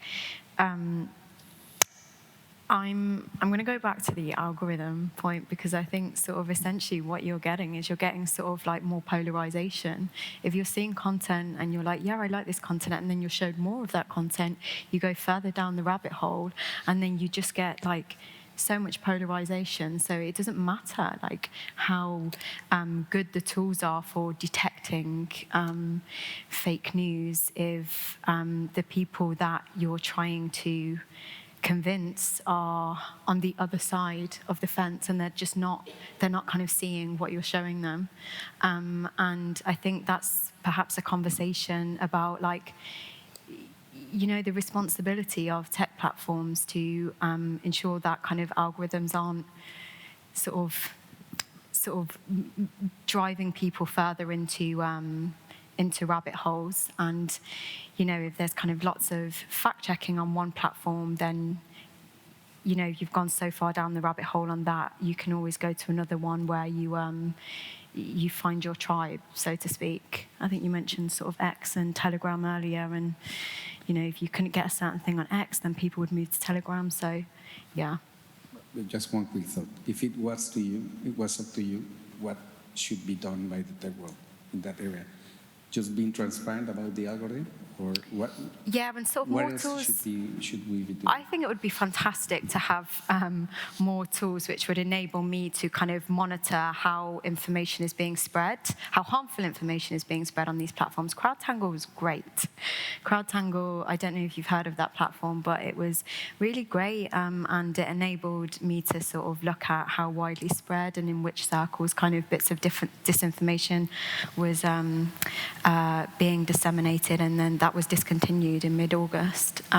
So I think it would be great to have more tools that allow you to kind of analyze how information is being spread on platforms, particularly with TikTok too. That's really difficult to, because there's so much secrecy around that algorithm, and you just need multiple phones to see like the different bits of content that different people are being shown. So yeah, for me, it's kind of better monitoring tools, which would enable you to hold tech platforms accountable. And I don't see how that's not a kind of mutually beneficial relationship. If tech platforms want to kind of clean up the platforms and sort of make them better environments, then as a journalist, I need to be able to investigate those platforms and have the tools to do that, so that I can come and say, hey, this is problematic on the platform, in case you didn't know.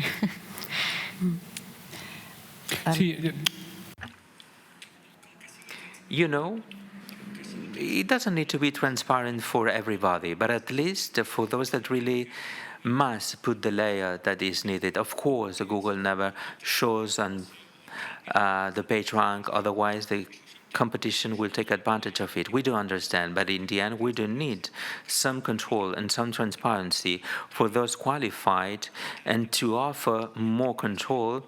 And it must be someone public, such as the European Union. We cannot reproduce 150 and 170 internet. We cannot have 170 AIs. We need to find an actor recognized by all the parties to counterbalance what we are asking for in order to improve transparency as well. That's my opinion.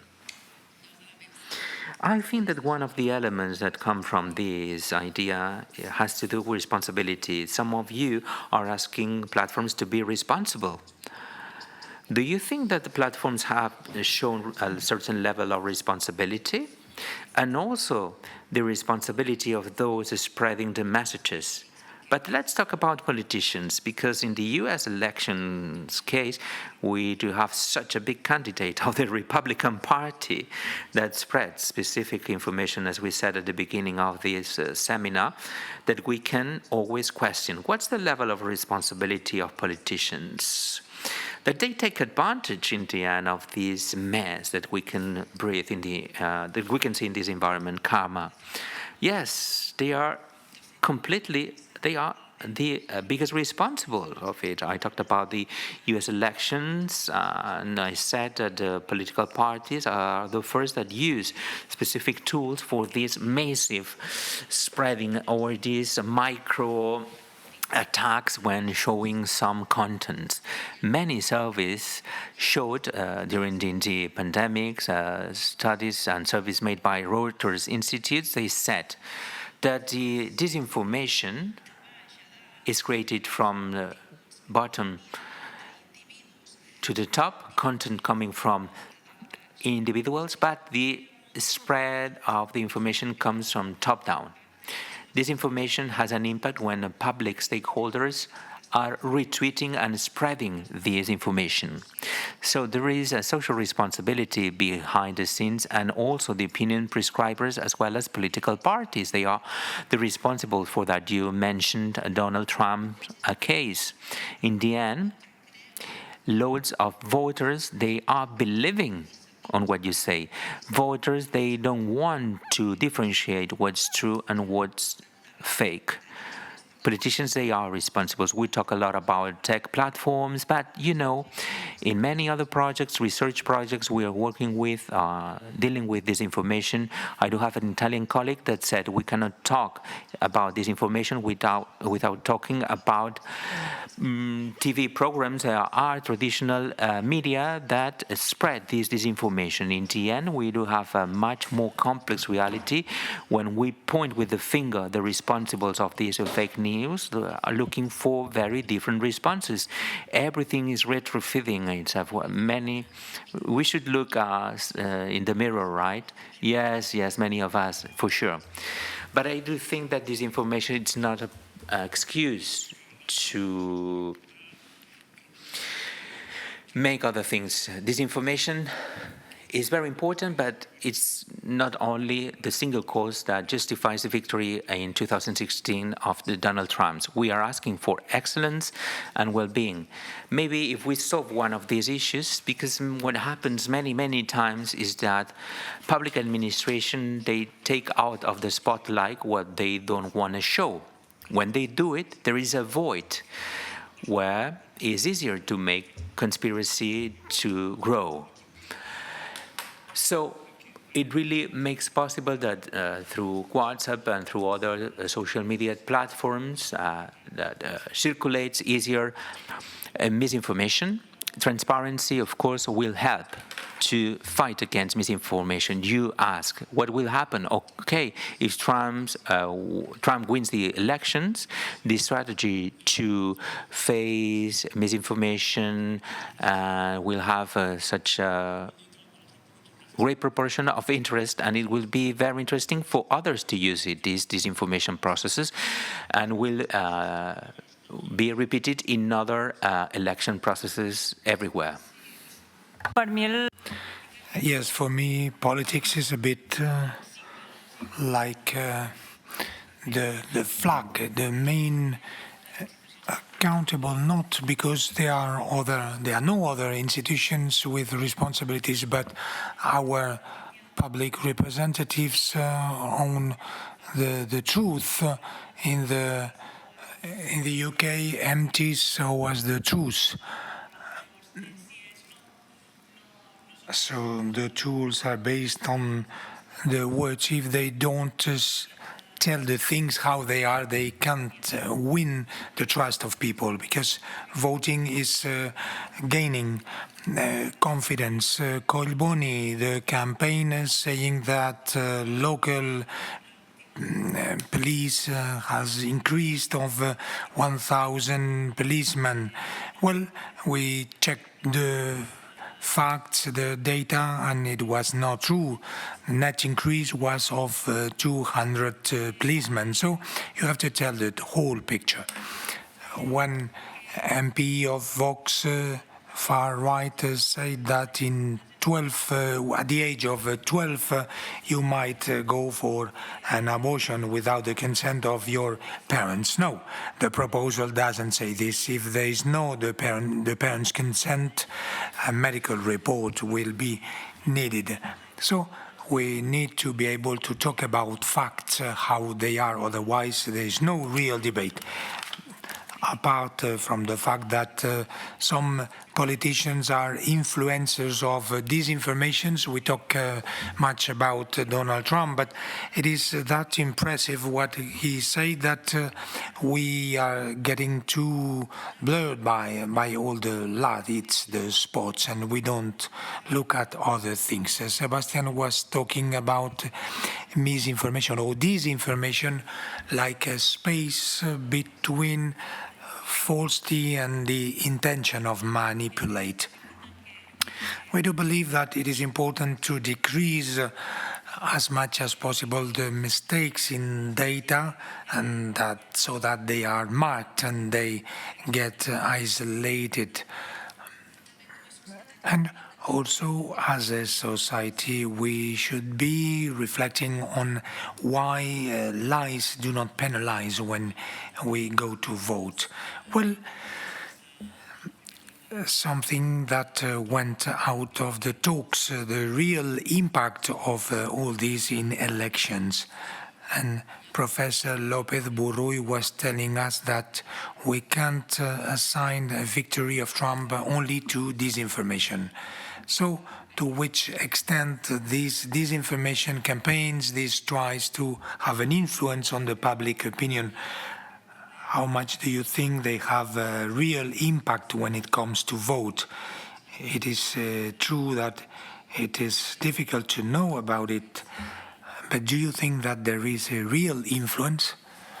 Well, I would say that in very tension and polarized society, things are very tight, and since it is about, we're talking of 2 or 3%, well, there is a major impact when there is a bipartidist system with 80% of votes.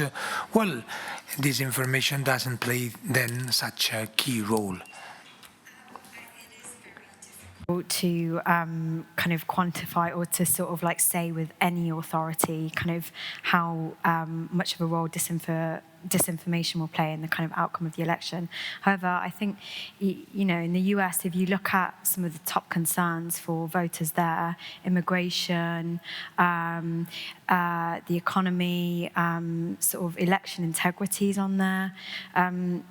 I was live fact-checking the presidential debate, and all of these things were mentioned, and there were kind of, some bits of sort of like misinformation sort of spread on all of these issues.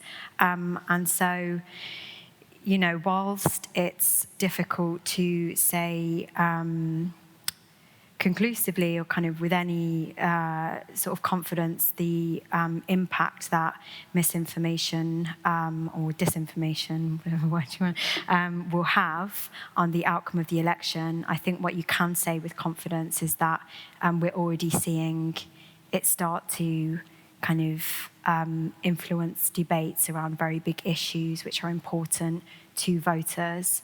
And even look at, sort of political ads.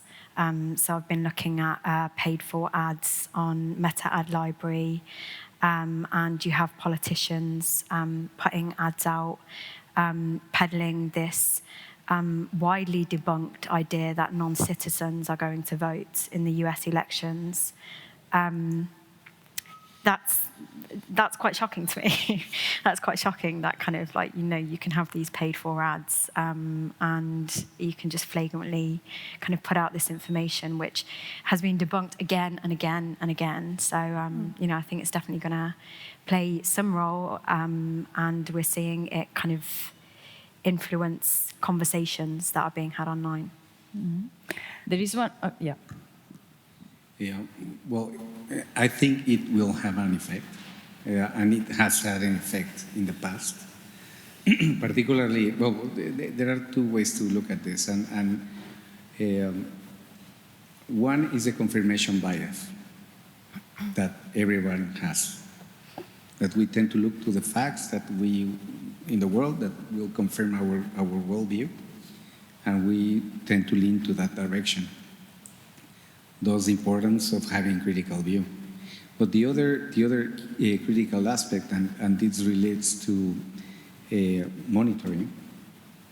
At Microsoft, we have an area that is called MTAC. It's Microsoft Threat Analysis Center.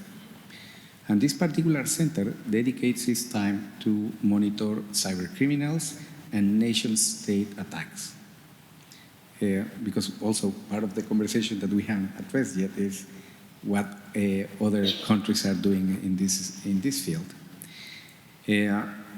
Just to give you a couple of figures, 8 trillion is the value of cybersecurity, of the problem that we have in the world. If it was an economy in the world, it would be the 3rd largest economy in the world.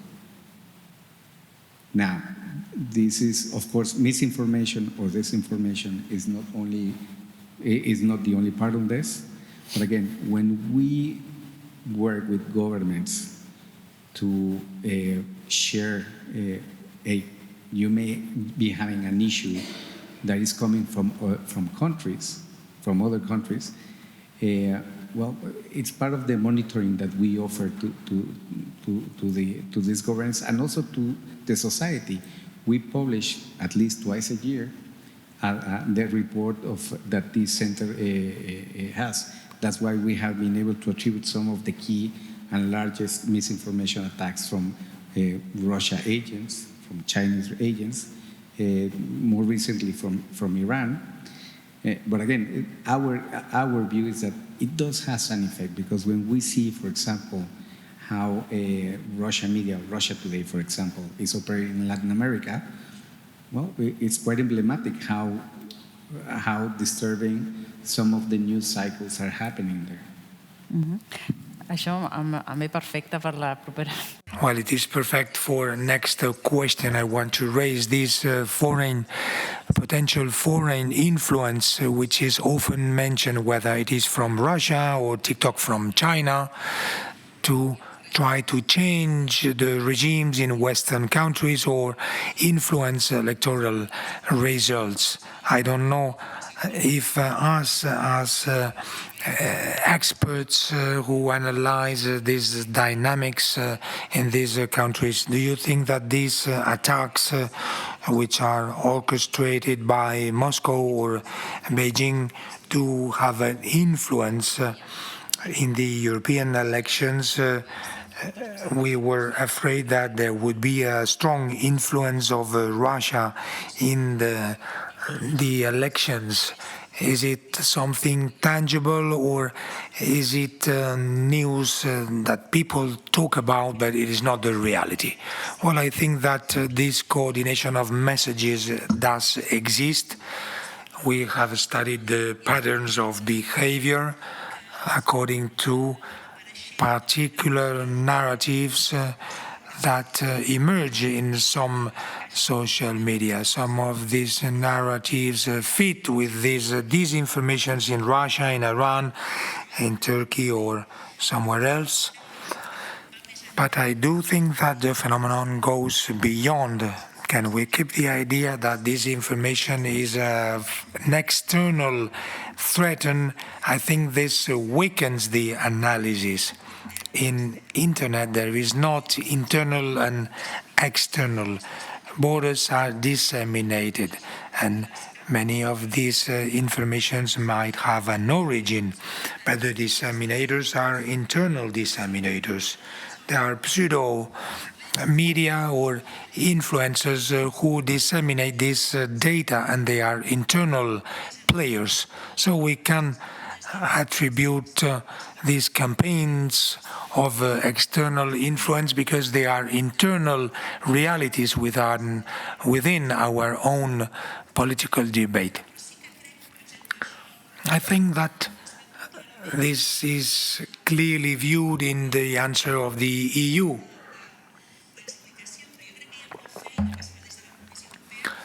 The European Commission is doing a job with different logics.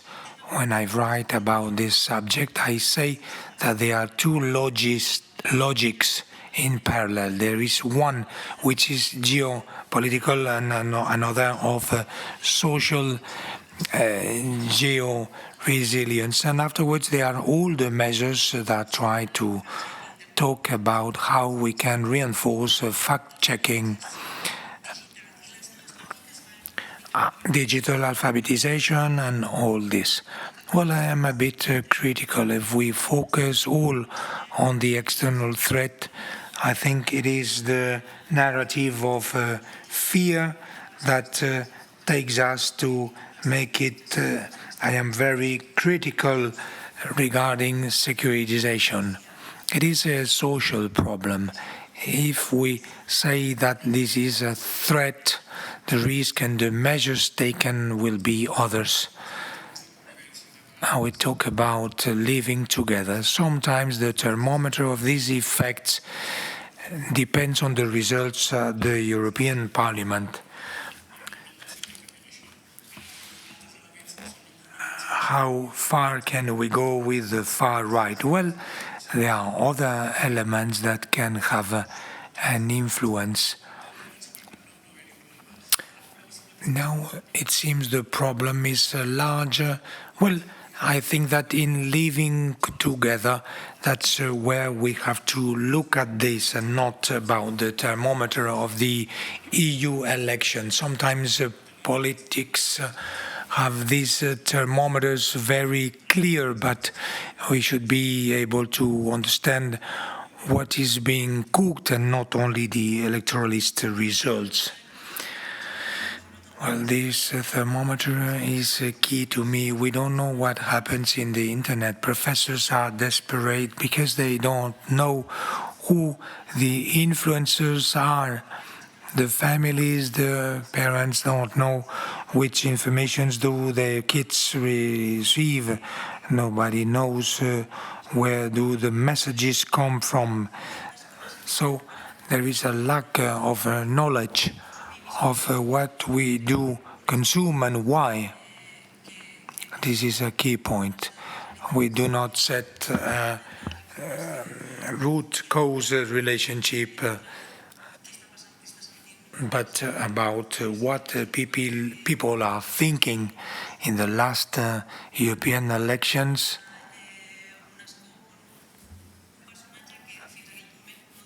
one character won his chair, his seat, But from first hand in politics and journalism, nobody knew who was Albice Perez, and it has been someone who was able to turn into vote a huge number of followers. It is very hard to do it. Many political parties are trying to turn their followers into votes, but this guy was almost one vote per follower. So what happens in the internet is very important, and what we are consuming. There is always, yesterday there was the train to eat on the floor. Some TikTokers are promoting eating on the floor. Well, that is the face, that the look that remains. Those of us who do fact-checking, we are used to see it, but people in general don't know that this exists. But there is an impact on the behavior of these people. I would like to ask you about the hits, the disinformation hits. As it was said before, climate change, safety, main issues we are talking about when we talk about disinformation or campaigns through X. We watch many videos of racist tics which appear a lot. I don't know if from the media, the verifiers, are these subjects, are they fashion, or is there an underworld that we might not know? Also to generate the dynamics which might be dangerous when we talk about our teenagers that can imitate some attitudes that they can see online.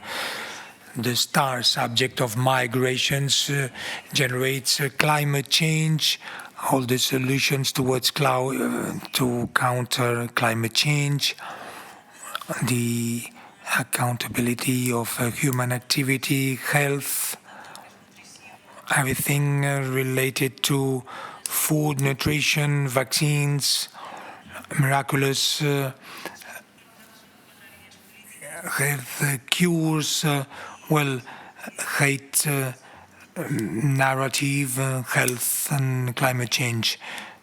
We've seen for a while as well, lots of conspiracy theories or disinformation, particularly in the sort of like when you go very far down the rabbit hole, circulate around children, like saving our children and protecting our children. We had riots in the UK fairly recently, and there was kind of disinformation about the identity of the attacker, which fed into, immigration and that being a really hot topic. But then that paired with the safety of children, which we saw in the pandemic, and since then, it was almost like a kind of set off this fire, and we saw. I'd just add to that kind of protecting children seems to be like a real real kind of torchlight issue within these particular circles. But I think I think it ultimately just comes down to content that is quite. That makes you feel something, very, just to take it back to a very obvious point, if something is going to ignite anger in you or fear in you, that content is probably going to do well. And we've seen this during the US elections, all these fears around illegal immigration, and what I've seen kind of a lot are, as I mentioned earlier, posts suggesting that illegal immigrants are going to be voting in the upcoming US elections. You've seen Musk amplifying that claim. So, it's really tapping into people's fears and kind of amplifying those fears. I seguint amb això, estaríeu d'acord? And continuing with this, would you agree that these kind of messages are fitting more the narrative of the far right, or are there other political forces that might be fed with this going back to the campaigns to disseminate some particular informations? Well, emotions above arguments and programs, well, they will lose for those who might decide more on based upon their emotions. Well, there is also this in negative. So, warning, because we don't have to lose rationality as an element, as a rationale. The more we appeal to emotions, the more we run the risk to have disinformation, so we make a wrong decision. So I'd like to ask maybe a second question. If we go backwards, and one of the things that Sebastian Beckett mentioned about monetizing content, people eating on the floor, right, and how to monetize, or how children and the risk for children, that creates loads of clicks, loads of advertisement, loads of money for the big techs, for the big platforms, money and monetizing everything. Do you think that there will be a way to regulate these clicks monetization that platforms have, or these will destroy the model and we cannot regulate at all, aiming at protecting a little bit the population of this disinformation? Is it that possible? I don't know, Gabriel, or... The complicated one. I think we should step up there. There are parts of the internet that are clearly broken. And we do see very positively the steps that particularly the European Commission is taking on to protect children in the internet age. It's, let's say, particularly in the sense of tools that are affecting how children are being grown up or taught through these tools. It's a very dangerous slippery slope, because if we are not able to help them in having the right, I wouldn't say values or tools, but more to understand what is going to be the impact in children of developing these tools in the next decade. Again, now that we are living the AI era, this can turn pretty ugly. So it is totally needed, and I think we need to step up together. And I wouldn't say only the tech world. We need to step up from the educational systems. We need to step up from the public institutions to have very concrete and meaningful dialogues, to take clear steps to protect children, and to bring and to give them the right tools to take the best out of this great tool that can be very beneficial for society. But if it's not well used, it could turn out to be a weapon. Mm-hmm. Can I ask a question? So I'm just curious to know, how effective do you think that these sort of AI detection tools are? So if I have a kind of piece of like fake AI generated content, audio content, sort of how effective do you think the tools are in detecting that this piece of audio content is fake? Because I'm just thinking of AI voice detector as one example, and that has huge margin for error. You know, you can put something through that, and you know, I've had a situation which I was talking about yesterday, in which I put a piece of audio content through AI voice detector, and it came back that it was probably real. And then, you know, other sort of AI experts that we spoke to said, no, this isn't real for X, Y, Z reasons. So it just feels like, yeah, the tools to detect AI-generated content, to my knowledge, I sort of haven't come across amazing ones, particularly when it comes to audio. I'd just be interested to know whether I'm kind of missing a mark there or something. I don't think you're missing any mark there. The key, again,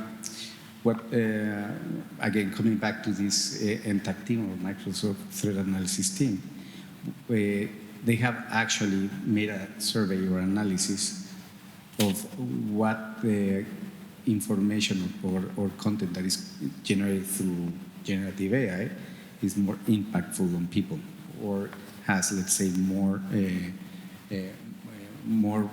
opportunity to be processed by larger chunks of population.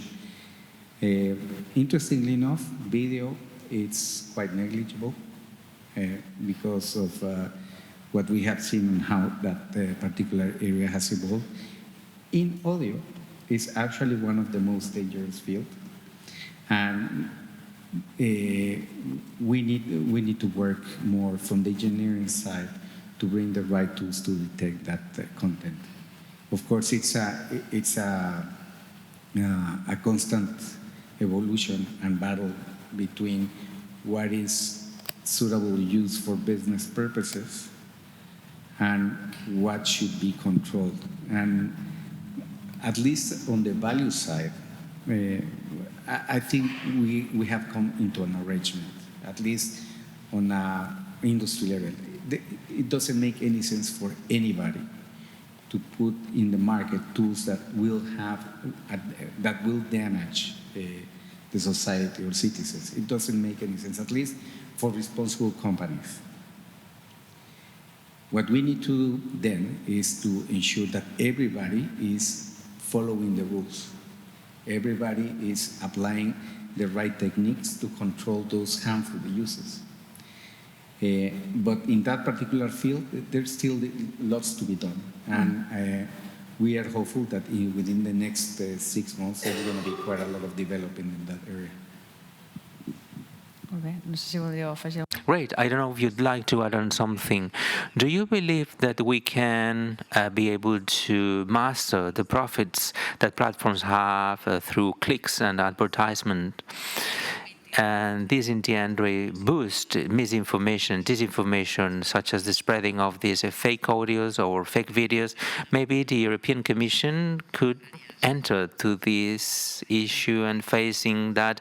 That's very, very tricky because, monetization is the heart of the problem. It's a business model of platforms. In the end, platforms were not thought about.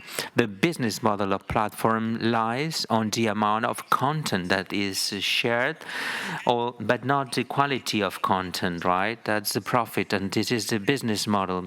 The problem that we have as society is that we made that our public speech is in the other side. And, how to face these platforms that have this business model? We lost the battle, but we did transfer our society. You talked about the lack of symmetry. To me, this is the biggest lack of symmetry when we talk about power.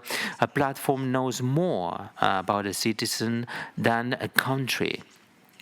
How to be proactive with this regard? That's very tricky.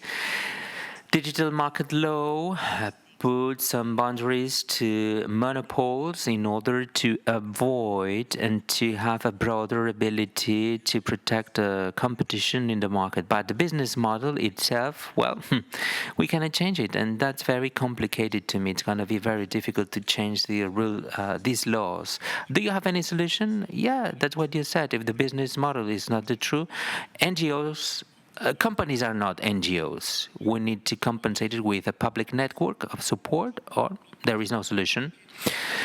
If the trust is not seeked and customers do not look for trust and for true, we need to make an effort from the private sector to make things happen.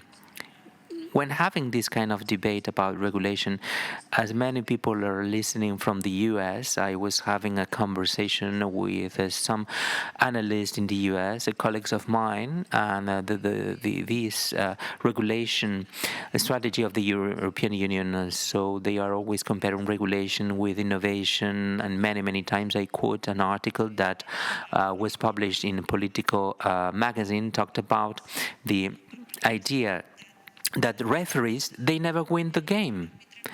So we, European Union, as referees, we will never win the game. But a game without a referee is going to be a huge war. But you know, maybe from our side, what we can do is, I think that NewsGuard, they have a ranking list about the different websites relying on the level of credibility. And you, as a brand, maybe you don't want to be positioned in this list of prestige. Maybe you have 500,000 readers per week, and you say to yourself, no, I don't want my company, my advertisement to be in this website. Therefore, demonetizing information maybe is the final strategy. So these websites, I don't want to see them. I don't want them to appear in this list, in this ranking list. So I don't want my advertisement to appear in these videos or websites. So I think that advertisement companies, they should have like a guide for them not to advertise, yes, to protect their reputation, yes. Well, in order to conclude your debate and to open questions to the audience and to give the floor to the audience, one of the issues that we share today is that democracies are, well, suffering, and 1/3, they have loads of disputes when assessing the election results. This is what happened also in the Capitolium in the US and in many other countries. Do you think that this is the biggest danger for democracies that we are facing today? So, with bearing in mind this scenario, after the elections, after the democratic exercise, maybe due to the ideas that we have, and we want to strengthen the message, if there is an election result, we don't believe anymore because everything is fake. That's the main risk. And one of the biggest rumors about who counted the votes and the ballots, it really happened in a very delicate moment in time. Well, there was like this spark, and it was not a fire after the spark, but if you question the election results, in the end, you make the democracy to crumble down. That's basic. I don't know, you can intervene if you want to say something to conclude our debate. Karma, maybe. I do totally agree with you. Yes, to me it would be the pinnacle of the crisis, of this institutional erosion that we suffer and we witness in many previous chapters, not only in the election moments, such as in the example of some European countries. They do not trust anymore the governments that started the vaccination campaigns. You know, there is a crisis of trust, a global crisis of trust. Once we reach to the election processes, it has a direct repercussion in the democratic system, I think. You would like to add something? There was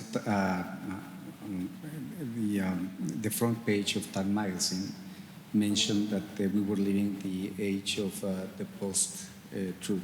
And I think it was completely inaccurate, that front page. We shouldn't be thinking about that we live in an era of post-truth.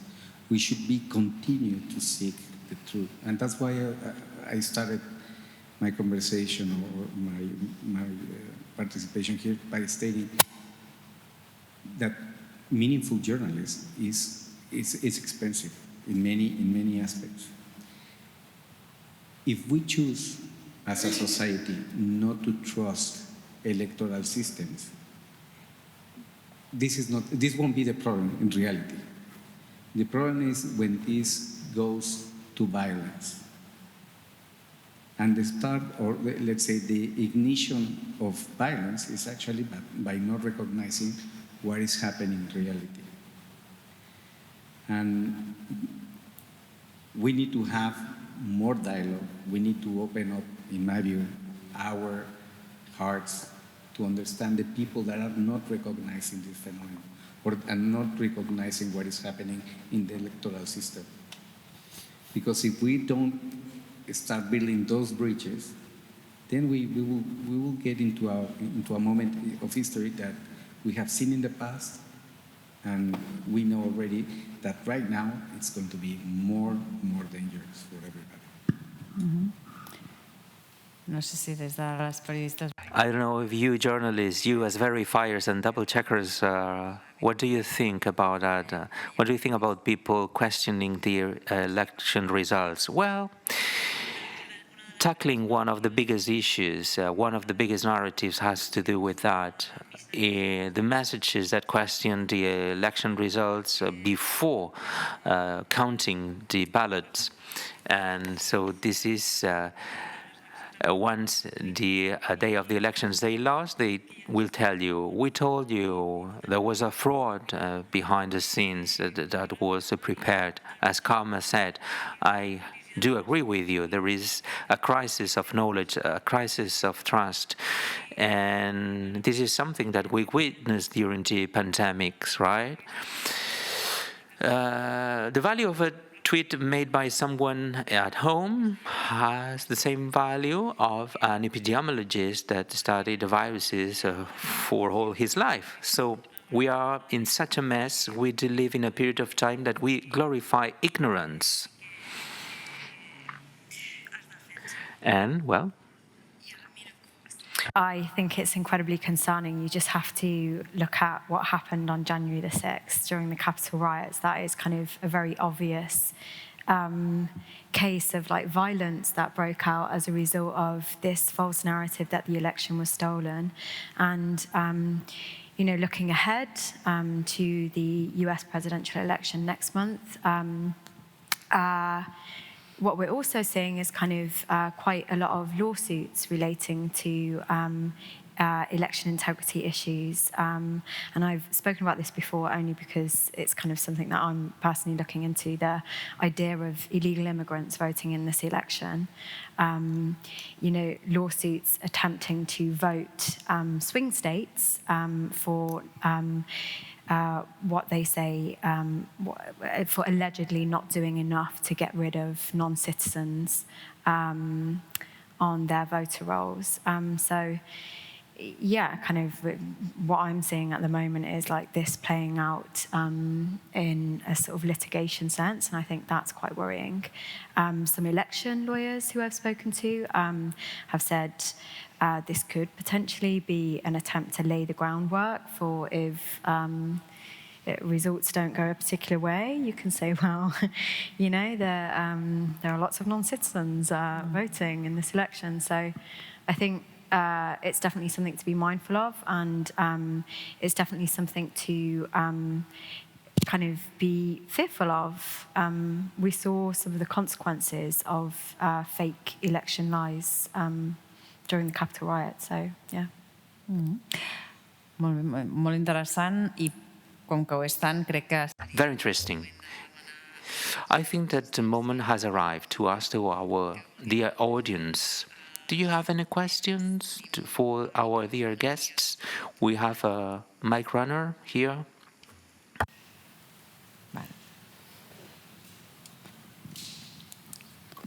Gràcies. No, primer que res... Well, first of all, thank you very, very much. As Laura said, what a pleasure to share with you this conversation.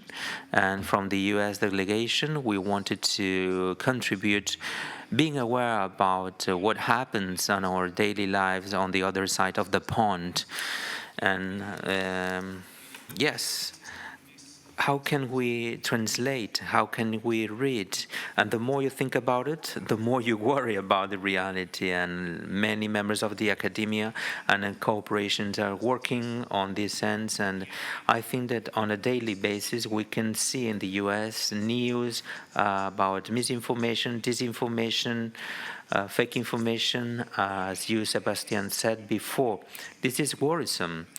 There was a CNN survey that said 56% of Americans believe that they won't respect the final election results. The majority of Americans, they think that something will happen that will manipulate these election results. So this really is worrisome, and 56% of the global population, and in some specific groups of the population, this perspective is higher. We have daily cases. Of course, there are many initiatives implemented at local level as well as state level. From New Mexico, they created a fact-checking website where they put everything that, goes against the state as well as federal level, something that could be considered as fake news. It's uploaded in this website.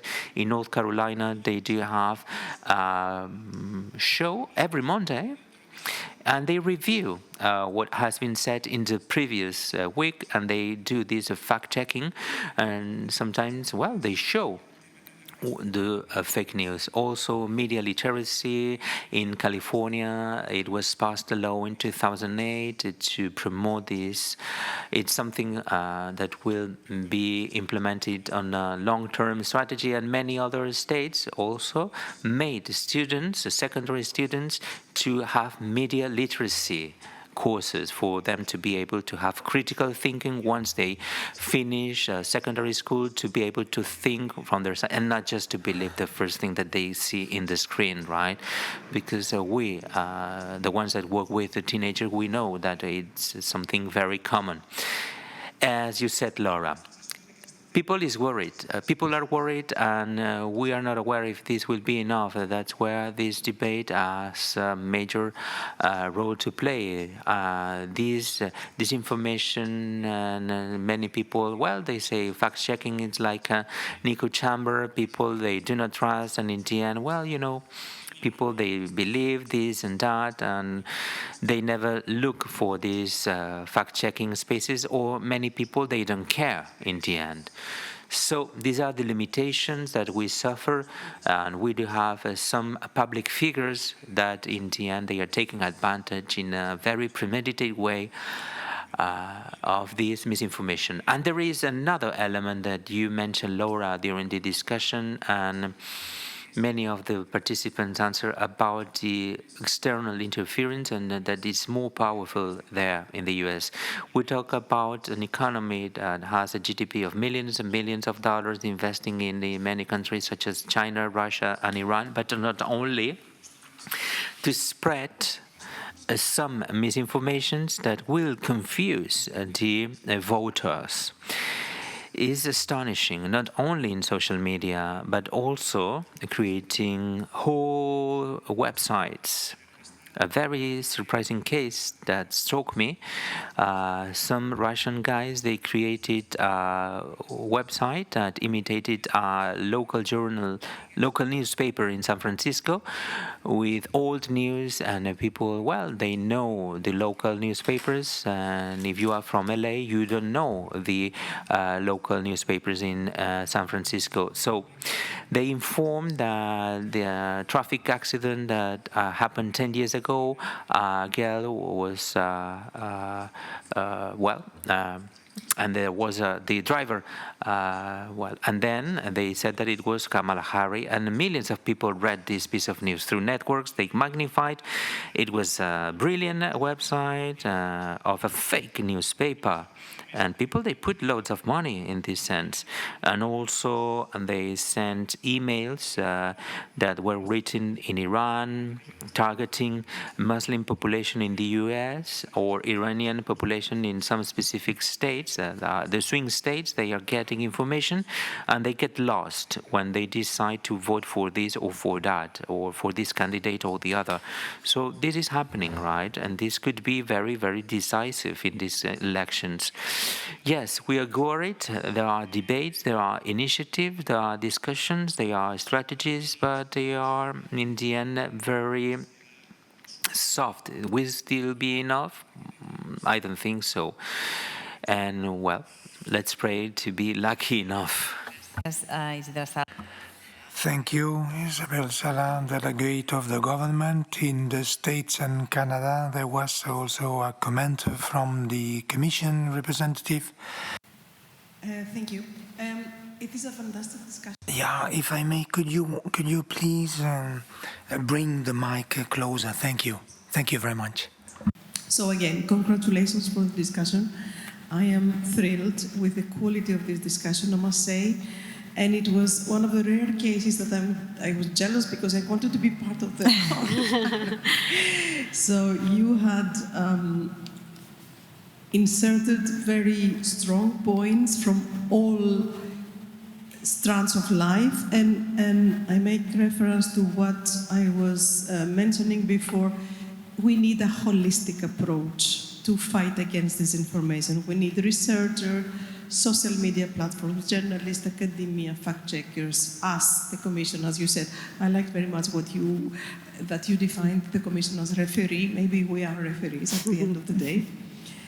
So just one small question to whoever wants to answer.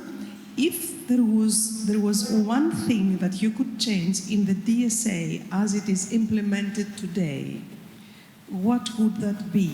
Where do you think that DSA could be improved?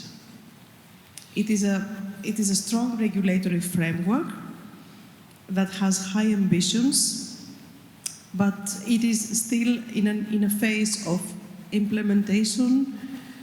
We see the fines at the end of the road, and we are just wondering as well if it can be improved, how it could be improved. So I would like to have an answer from your point of view. Thank you. Thank you. Doncs, qui vulgui? Ok, començo. Well, it is not that it is not regulated by law. I think that within the debate about disinformation, it is easier to analyze the disinformer than understanding the others. The one who feels disinformed, we have to understand them, because some people disconnect from truth. In a certain way, they are centrifugated from they are expulsed from the system. They are even able to believe any other thing. Revolution is necessary, but when we talk about disinformation, we should understand the one who can be disinformed, so that we can understand him to heal the damages which have been caused to him. It is someone who felt cheated by the system or put aside. That's why I told you about well-being. So regulation plus well-being. But as for the law, it is okay. But when it is explained, we have to explain what else we can offer so people don't feel put aside. Well, more than seeing what we can improve, the bigger challenge is how we can implement it and whether the implementation is effective or not. So it has to do more with the applicability. In addition, it is a strong law, but if we are realistic, this fines, when we talk of huge budgets or amounts for these huge platforms, it is not that much, according to who has to pay. I'm humbled by the question. I think we've been asked many times about how we should approach this as Microsoft exclusively. If I may actually suggest, it should be an overall review of the entire regulatory regime. The reason I'm saying this is that the DSA, or the Digital Service Act, is not one piece of regulation that sits on their own. It's actually well interconnected with other pieces of regulatory frameworks. Most recently, the AI Act. But it goes to the GDPR, it goes to the DMA, it goes to the Data Act. And one of the key challenges that we see as tech sector, even for the implementation part that you just mentioned, is how well suited are going to be all those regulators that are to be around all the phenomena. Just to give you an example, in the case of Spain, for the AI Act, we have a supervisory body that's going to be specialized only on that. In other countries, I would say, for example, Italy. Italy, they decided to insert that attribution to the cybersecurity agency. In other countries, they have attributed to competition authorities, like in Spain, the DSA. So when the regulatory bodies sit down to, okay, how we are going to implement this, how we are going to enforce this regulation, each one have their own policy and regulatory book and their own skills. And from the, let's say, from the corporate perspective, it's challenging, but we do have the resources. You just mentioned that. It's not an issue of fines or resources. It's about how effective the regulation is for the purpose. Are we doing regulation that is fit for the purpose that we want to achieve? And that should be, in my view, and your question is fantastic, that should be the right question. Are we doing the things that are fit for the purpose that we are looking at? Then, okay, let's move that. Let's move into that direction. Si no, sé que tenim més preguntes. I know we have more questions here and afterwards in the back. Yeah. First here and afterwards there behind. Thank you very much. Yeah. Could anyone tell the speaker to bring the mic closer, please? Thank you. I took many notes. Thank you very much. I've got many notes taken and many questions. But during the break, I talked about it with Sebastian Baker, and I would like to address this question to Serrano and Clementini Manoli. Karma Kulumina has stated that big tech are players who have their own agenda. Of course, if we have a look at the history of the media, passing through the Murdoch group more recently, I am worried by some of the big tech as for the conditions of good corporate citizens, because we have seen that some of the huge corporations through history, and well, for instance, I can think about Peter Thiel or Elon Musk. Thiel, who controls Panatel, a company which is, well, a company I am afraid of. Well, how can we include, with all respect for the position of Mr. Serrano, Lopez Serrano, how can we incorporate into the big tech this condition of good corporate citizens in the application of the DSA or any legislation, and mostly taking into account the existing difficulty of the cross-border legislation.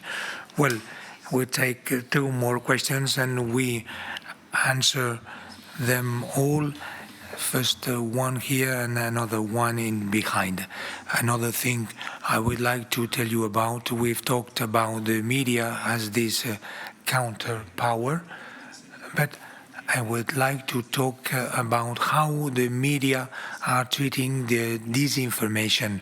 Firstly, a subject that we could discuss upon within these affirmations. How many are based on empiric evidences when we talk about information bubbles, when in fact there are many papers that say that these information bubbles don't exist, that your physical and social circle is much more disinformation bubble than the digital one. And as continuing with the media, something that can be worrying is the alarmism as a phenomenon, because in the impact of the AI on elections at the beginning of the year, there was much alarmism, but now the last reports say that AI hasn't been a qualitative impact.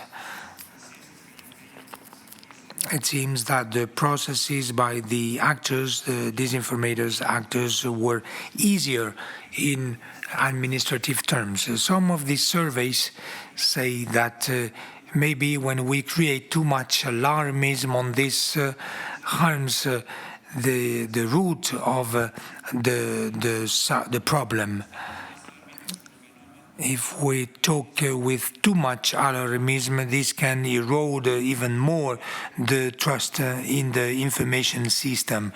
So I would like to debate, to discuss about this subject, because I think it is important, because at the end of the day, the citizens receive most of the information about this phenomena of disinformation through the media.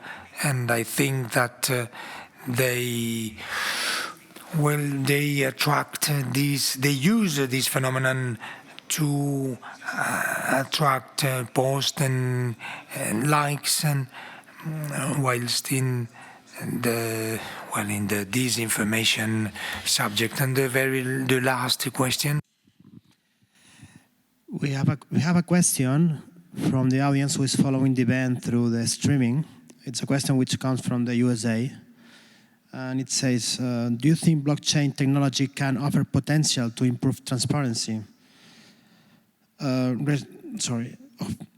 Participation and security, particularly in electoral processes and other areas where misinformation can distort results. Thank you very much. Whoever wants to answer. Perfecte, doncs tenim aquesta... That's great. So we do have these three questions, some of them targeting the big tech, and the rest can answer. I think that there was a question for the Commission representative as well. I will address the easiest ones. Blockchain, yes. As a technology, as an enabling technology, it can be utilized for those purposes. And to the question, as good citizens in a particular society, as corporate citizens in a society, I cannot speak for the rest of the members of the industry. I can only speak for Microsoft. This year we turned 50 years as a company. In Europe, we have been more than 3 decades, or 30 years, of course. And we have learned our share. We have actually been sanctioned sometimes because of what we have done not properly. And this actually marked the company. I've been in Microsoft for already 10 years when Satya Nadella came over as CEO. And he actually imprinted a very important culture within the company. And when he mentioned as our mission, our technology has to empower every person and every organization in the planet to achieve more, but not bluntly or just by any means at our disposal. We need to do it responsibly. Because if we want the technology to be trusted by our customers, we need to ensure that technology is used for that purpose, for a proper purpose. We are not only engaged in creating the products that you know, but as well we are engaged in institutions such as the UN. We collaborate with many UN institutions to ensure that, for example, there is the right framework for the technology that we are building. Because basically, we know that our technology is having an impact, a global scale impact.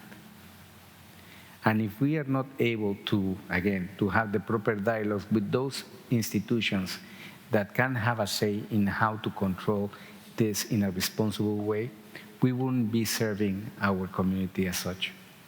And I can tell you from my own, and we are people in Microsoft, it's not a corporation.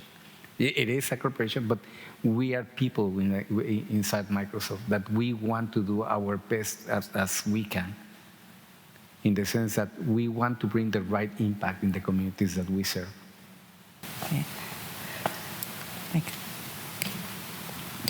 Thank you. This time I will be very close to the mic. So, the question about social media or tech platforms, I think that was the question that I have to answer. From the European institutions' point of view, yes, social media platforms are considered to be and are business models, but they have an interest in showing to their users that they are a safe environment to interact and exchange opinions. Users must feel secure, otherwise their popularity will drop. So platforms have to show that they take accountability seriously.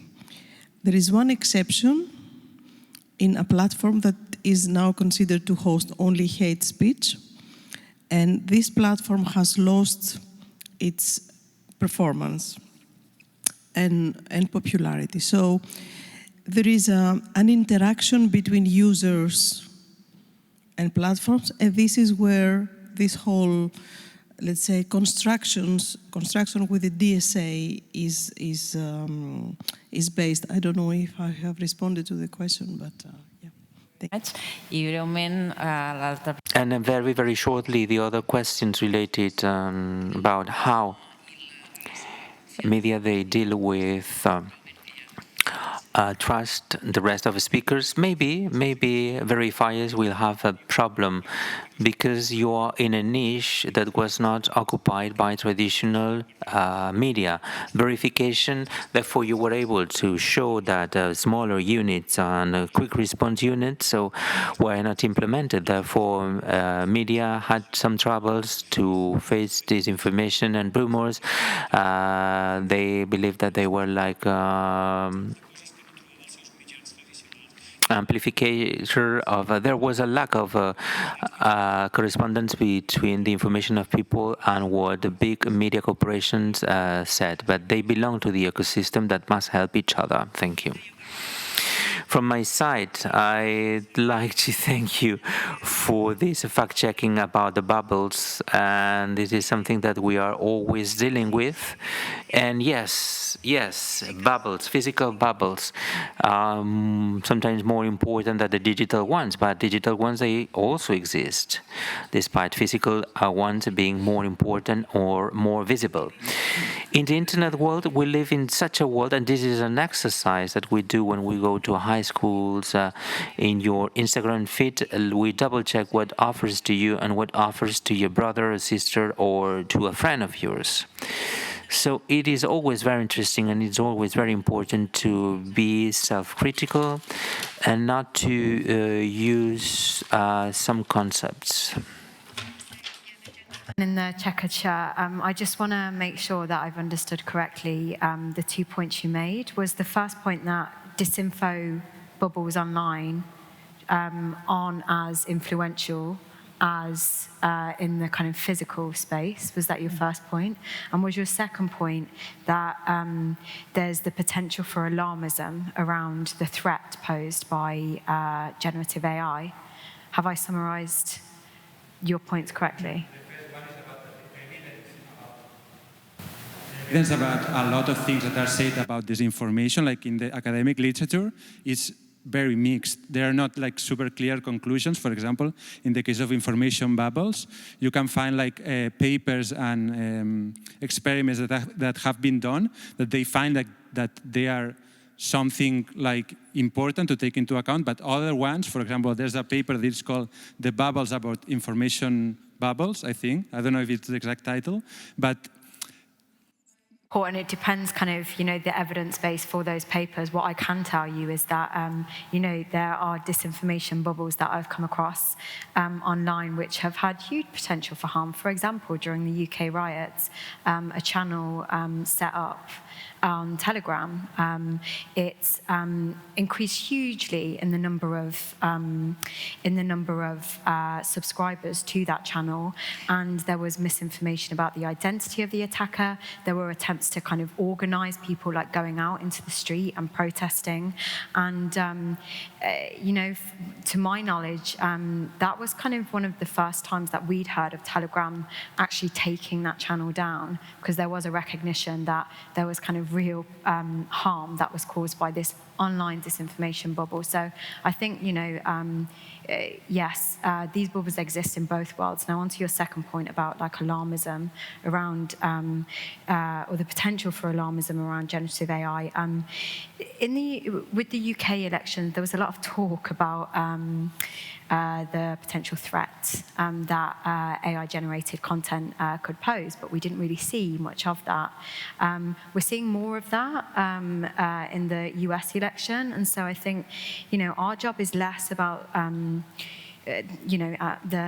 media, the BBC. Our job is less to do with discussing the potential for harm of like generative AI, and more when we identify a piece of AI fake content that is either being widely spread or kind of has a potential to kind of disrupt how people think about a certain candidate, then we have a responsibility to debunk that. We have a responsibility to report on that as verifiers at BBC Verify. And so if that's causing alarmism, then I don't know what to say, because I do think that, sort of intellectually we can talk about kind of the threats that AI is posing and maybe scare people, but we are seeing it. We are seeing the potential for harm with AI, maybe not at the scale that we thought we would, especially not prior to the UK election. But that doesn't mean that when we see this kind of content, we shouldn't report on it.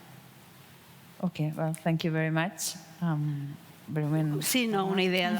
Yeah, just to close maybe, and to talk a little bit in a broader terms of media. I think that disinformation, when media are involved, media, they also suffer this crisis of this model of information, the business model, the lack of transparency when funding media as well, the self-censorship risk, suppressing and deleting information. This is something that we talk a lot in Brussels. The social silence is also a problem in itself. Also, how media are concentrated in countries in Eastern Europe, the media concentration in very few actors. It's a problem for media pluralism and opinions. There was a very interesting debate at the level of the European Union after the Freedom Act. Media Freedom Act, about what's today reference media. The traditional media, they want to monopolize the label of reference media when you have very young journalists with very low resources, very committed online. What's reference media today? We must bear in mind this idea. And you mentioned the word trust, so I take advantage of it because I'm an obsessed guy when we talk about trust. But to me, it's not important trust. To me, it's credibility. When we talk about misinformation, we need to talk about reliability and not trust. Because the trust, WhatsApp are spaces for trust. Misinformation comes from people you trust many times. So it's important reliability and reputation of sources of information. Yeah, what a great comment. Very interesting. Thank you very much, Carmen, Alberto Idea, Clean, Gabriel Lopez, and Alexandra Lopez Borui. Thank you very much for your contribution, for your ideas. you were able to infuse loads of enthusiasm, and it was very fruitful for the audience and for those at home. Thank you very much, and see you next time.